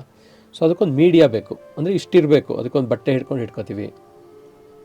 ಸೊ ಈ ಥರ ಪ್ರತಿಯೊಂದಕ್ಕೂ ಒಂದು ಲೆಕ್ಕಾಚಾರ ಇದೆ ಅಥವಾ ಒಂದು ರೂಲ್ ಬುಕ್ ಇದೆ. ಆ ರೂಲ್ ಬುಕ್ ಥರ ನಾವು ನಡ್ಕೊಂಡಾಗ ನಮ್ಗೆ ಯಾರೂ ಶಿಕ್ಷೆನೂ ಕೊಡೋಲ್ಲ, ಯಾರೂ ಪ್ರೈಸು ಮಾಡಲ್ಲ. ನಮ್ಗೆ ಏನು ಆಗಬೇಕೋ ಅದಾಗತ್ತೆ. ನಮಗೆ ಸರಿಯಾದ ರೀತಿ ಅಥವಾ ನಮ್ಮ ಮನಸ್ಸು ಏನು ಸರಿ ಅಂತ ಹೇಳುತ್ತೆ ಅದು ನಡೆದ್ರೆ ಖುಷಿ ಅನ್ಕೋತೀವಿ. ಅದಕ್ಕೆ ತಪ್ಪು ನಡೆದಾಗ ಶಿಕ್ಷೆ ಅನ್ಕೋತೀವಿ ಅಂತಂದರೆ ಅದು ಅವರವರಿಗೆ ತಿಳುವಳಿಕೆಗೆ ಸಂಬಂಧಪಟ್ಟ ವಿಚಾರ. ಶಿಕ್ಷೆ ಅನ್ನೋದು ಎಲ್ಲೂ ಇಲ್ಲ. ಆಮೇಲೆ ನಮ್ಮಲ್ಲಿ ಹೇಳ್ಕೊಟ್ಟಿದ್ದಾರೆ, ಏನು 5 ದೇವರುಗಳನ್ನು ಒಟ್ಟಿಗೆ ಇಟ್ಟು ಪೂಜೆ ಮಾಡು ಅಂತ ಹೇಳ್ಕೊಟ್ಟಿದ್ದಾರೆ. ಪಂಚಾಯತನ ಅಂತ ಹೇಳ್ತೀವಿ ನಾವು. ಏನಂತಂದರೆ ಹಿಂದೆ ಒಂದಿಷ್ಟು ಕಾಲದಲ್ಲಿ ಇತ್ತು, ನಾನು ವಿಷ್ಣು ಪೂಜೆ ಮಾಡ್ತೀನಿ ನಾನೇ ಗ್ರೇಟು, ನಾನು ಶಿವನ ಪೂಜೆ ಮಾಡ್ತೀನಿ ನಾನೇ ಗ್ರೇಟು, ಈ ಥರ ಎಲ್ಲ ಇತ್ತು. ಅಪ್ಪ ಅವರೇ ಒಟ್ಟಿಗೆ ಇದ್ದಾರೆ, ಯಾರು ಗ್ರೇಟು ಯಾರು ಇದು ಅಂತಿಲ್ಲ, ನೀನನ್ನು ನಡ್ಕೊಂಬಂದಿರೋ ರೀತಿ ಅಷ್ಟೇ. ಸರಿ ಫೈನ್, ನೋ ಪ್ರಾಬ್ಲಮ್. ನೀನು ಯಾವ ಇಷ್ಟ ದೇವರು ಅಂತ ಅಂದ್ಕೋತೀಯ ಅವನನ್ನು ಮಧ್ಯೆ ಇಟ್ಕೋ, ಇದ್ದವ್ರನ್ನೆಲ್ಲ ಸುತ್ತ ಇಟ್ಕೊಂಡು ಪೂಜೆ ಮಾಡು. ಈಗ ಹೆಂಗೆ ಅಂತಂದರೆ, ನಾನು ಭೂಮಿ ಉಳಿಬೇಕಾದ್ರೆ ನಾನು ಗದ್ದೆ ಭೂಮಿ ಉಳಿತಾ ಇದ್ದೀನಿ, ನಾನು ಭತ್ತ ಬೆಳೆಯೋದು ಮಾತ್ರ ಒಳ್ಳೆಯದು ಅಂತಂದರೆ ಹೇಗೆ ಸಾಧ್ಯ? ರಾಗಿ ಬೆಳಿಬೇಕಾದ್ರೆ ಹೊಲ ಇರಬೇಕು ಅಲ್ವಾ? ಹಂಗಂತ ನಾನು ಬರೀ ಅಕ್ಕಿ ತಿಂತೀನಿ ಅಂದರೆ ಆಗಲ್ಲ, ಅದು ಜೊತೆಗೆ ಬೇರೆ ಏನಾದ್ರು ಬೇಕು. ಹಾಗಾಗಿ ಎಲ್ಲದೂ ಒಟ್ಟಿಗೆ ಇದ್ದಾಗ ಮಾತ್ರ, ಸಮಷ್ಟಿಲಿದ್ದರೆ ಮಾತ್ರ ಜೀವನ ಅನ್ನೋದು. ಒಂದರಲ್ಲಿ ಹೋದರೆ ಜೀವನ ಇರಲ್ಲ ಅಂತ ಹೇಳಿ ಆ ಪೂಜೆ ಪುನಸ್ಕಾರ ಮಾಡೋಕ್ಕೆಲ್ಲ ವಿಚಾರಗಳು ಹೇಳ್ಕೊಟ್ರು ಬಿಟ್ರೆ ಅದನ್ನೇ ಮಾಡಬೇಕು ಅಂತಿಲ್ಲ, ಪೂಜೆನೇ ಮಾಡಬೇಕು ಅಂತಿಲ್ಲ. ನಮ್ಮ ಧರ್ಮದಲ್ಲಿ ಯಾವಾಗಲೂ ಪೂಜೆ ಮಾಡ್ಕೊಡ್ಬೇಕು ಅಂತ, ದೇವರನ್ನಿಟ್ಟು ಪೂಜೆ ಮಾಡಬೇಕು ಅಂತ ಹೇಳೇ ಕೊಟ್ಟಿಲ್ಲ. ನಿಮಗೆ ಎಲ್ಲರಲ್ಲೂ ದೇವರಿದ್ದಾನೆ, ಎಲ್ಲರನ್ನೂ ಪೂಜಿಸು ಅಂತಲೇ ಹೇಳ್ಕೊಟ್ಟಿರೋದು ಸನಾತನ ಧರ್ಮ. ನಾವು ಅದನ್ನು ಬಿಟ್ಟಾಗ ಬೇರೆ ಬೇರೆ ಧರ್ಮಗಳು ಇಟ್ಕೊಂಡು ಬಿಟ್ಟರೆ, ಸನಾತನ ಧರ್ಮದಲ್ಲೇ ಎಲ್ಲರೂ ಇದ್ದರೆ ಬೇರೆ ಏನೂ ಪ್ರಾಬ್ಲಮ್ ಇರಲ್ಲ. ಸರ್, ಈಗ ನೀವು ಮಾತಾಡ್ತಾ ಹೇಳ್ತಾ ಇದ್ದೀರಿ ರೂಲ್ ಬುಕ್ ಅನ್ನೋ ವರ್ಡ್ ಬಂತು. ಈ ರೂಲ್ ಬುಕ್ನ ಉದ್ದೇಶ ಏನು? ಈ ರೂಲ್ ಬುಕ್ಕಿಂದ ನನಗೇನಾಗುತ್ತೆ, ನನಗೇನಾಗಬೇಕಾಗಿದೆ? ರೂಲ್ ಬುಕ್ ಅಂತಂದರೆ ಈ ಮೊದಲೇ ತಿಳಿಸಿದ ಹಾಗೆ, ರೂಲ್ ಬುಕ್ ಅನ್ನೋದು ನಾನು ನನ್ನ ಜೀವನದಲ್ಲಿ ಮಾಡಬೇಕಾದ ಕರ್ತವ್ಯ ಅಂತ. ನನ್ನ ಜೀವನ ಅಂತ ಅಂದ್ಕೊಂಡಾಗ ಈ ಸಮಯದಲ್ಲಿ ನಾನೇನು ಮಾಡ್ತಿದ್ದೀನಿ ಅದು ಇಂಪಾರ್ಟೆಂಟ್ ಆಗುತ್ತೆ.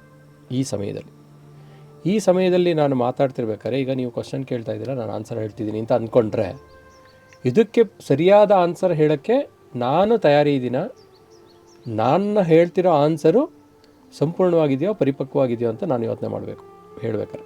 ಇದೇ ರೀತಿ ನಮ್ಮ ಜೀವನದಲ್ಲಿ ಬೇರೆ ಬೇರೆ ಹಂತದಲ್ಲಿ ಬೇರೆ ಬೇರೆ ರೀತಿಯ ಕರ್ತವ್ಯಗಳು ಇರುತ್ತೆ. ನಾವು ಆ ಕರ್ತವ್ಯಗಳನ್ನು ಪಾಲಿಸೋದಿದೆಯಲ್ಲ, ಅದಕ್ಕೆ ಹಾಕ್ಕೊಟ್ಟಿರೋ ರೂಲ್ ಬುಕ್. ಇದಕ್ಕೊಂದಕ್ಕೆ ಎಕ್ಸಾಂಪಲ್ ತೊಗೊಳ್ಳೋದು ಹೇಗೆ ಅಂತಂದರೆ, ನಾನು ಒಂದು ಕಂಪನಿನಲ್ಲಿ ಕೆಲಸ ಮಾಡ್ತಾ ಇರ್ತೀನಿ. ಆ ಒಂದು ಕಂಪನಿನಲ್ಲಿ ಕೆಲಸ ಮಾಡ್ತಿರ್ಬೇಕಾದ್ರೆ ಅವರದ್ದೊಂದು ರೂಲ್ ಬುಕ್ ಇರುತ್ತೆ. ಈ ಕಂಪನಿನಲ್ಲಿ ಇಷ್ಟೊತ್ತಿಗೆ ಬರಬೇಕು, ಇದೇ ರೀತಿ ಬಟ್ಟೆ ಇದನ್ನು ಹಾಕ್ಕೋಬೇಕು. ಯಾಕೆ ಅಂತಂದರೆ ನನಗೆ ಅದರಲ್ಲಿ ಪ್ರತಿಫಲ ಸಿಗ್ತಿರುತ್ತೆ. ಆ ಕಂಪ್ನಿನಲ್ಲಿ ಕೆಲಸ ಮಾಡ್ತಿರ್ಬೇಕಾದ್ರೆ ನನಗೆ ಒಂದು ಸಂಬಳ ಅಂತ ಕೊಡ್ತಾರಲ್ವಾ, ಪ್ರತಿಫಲ ಅಂತ ಕೊಡ್ತಿರ್ತಾರಲ್ವ, ಆ ಪ್ರತಿಫಲ ಕೊಡ್ತಿದ್ದಾರೆ ಅನ್ನೋದಕ್ಕೋಸ್ಕರ ಅಲ್ಲಿ ಕೆಲಸ ಮಾಡ್ತಿರ್ಬೇಕಾದ್ರೆ ಅವರ ರೂಲ್ಸ್ ಆ್ಯಂಡ್ ರೆಗ್ಯುಲೇಷನ್ಸ್ಗೆ ನಾನು ಒಳಪಡಬೇಕಾಗಿರುತ್ತೆ. ಒಂದು 10 ವರ್ಷ ಕೆಲಸ ಮಾಡ್ತೀನಿ ಇಲ್ಲಿ. ಅದು ರೂಲ್ಸ್ ಅನ್ನೋದು ಪರ್ಫೆಕ್ಟ್ ಆಗೋಗ್ಬಿಟ್ಟಿರುತ್ತೆ ನನಗೆ. 6 ಗಂಟೆಗೆ, ಬೆಳಗ್ಗೆ 6 ಗಂಟೆಗೆ ಹೇಳ್ಬೇಕು, ಮನೆಯಲ್ಲಿ ಸ್ನಾನ ಸಂಧ್ಯಾ ವಾಟ್ ಎವರ್ ನಮ್ಮ ರಿಚುವಲ್ಸ್ ಏನಿದೆ ಅದನ್ನೆಲ್ಲ ಮಾಡ್ಕೋಬೇಕು. ಆಫೀಸ್ಗೆ ಹೋಗಬೇಕು 9 ಗಂಟೆಗೆ, ಸಂಜೆ 6 ಗಂಟೆ ತನಕ ಕೆಲಸ ಮಾಡಬೇಕಾದ್ರೆ ನನ್ನ ಕ್ಲೈಂಟ್ ಹತ್ರ ಮಾತಾಡ್ಬೇಕಾದ್ರೆ ಹಿಂಗೆ ಮಾತಾಡಬೇಕು, ಇಲ್ಲಿ ಹಿಂಗೆ ಪ್ರತಿಯೊಂದಕ್ಕೂ ಒಂದು ರೂಲ್ಸ್ನ ಬರೆದಿಟ್ಟಿರ್ತಾರಲ್ಲಿ. ಇದನ್ನು ನಾನು 10 ವರ್ಷ ಕಳೆದ ಮೇಲೆ ನನಗೇನಾಗ್ಬಿಟ್ಟಿರುತ್ತೆ, ಬೆಳಗ್ಗಿಂದ ಸಂಜೆವರೆಗೂ ಹೇಗೆ ಮಾಡ್ತೀನಿ ಅನ್ನೋದು ಪರ್ಫೆಕ್ಟ್ ಆಗ್ಬಿಟ್ಟಿರುತ್ತೆ. ಕೆಲಸ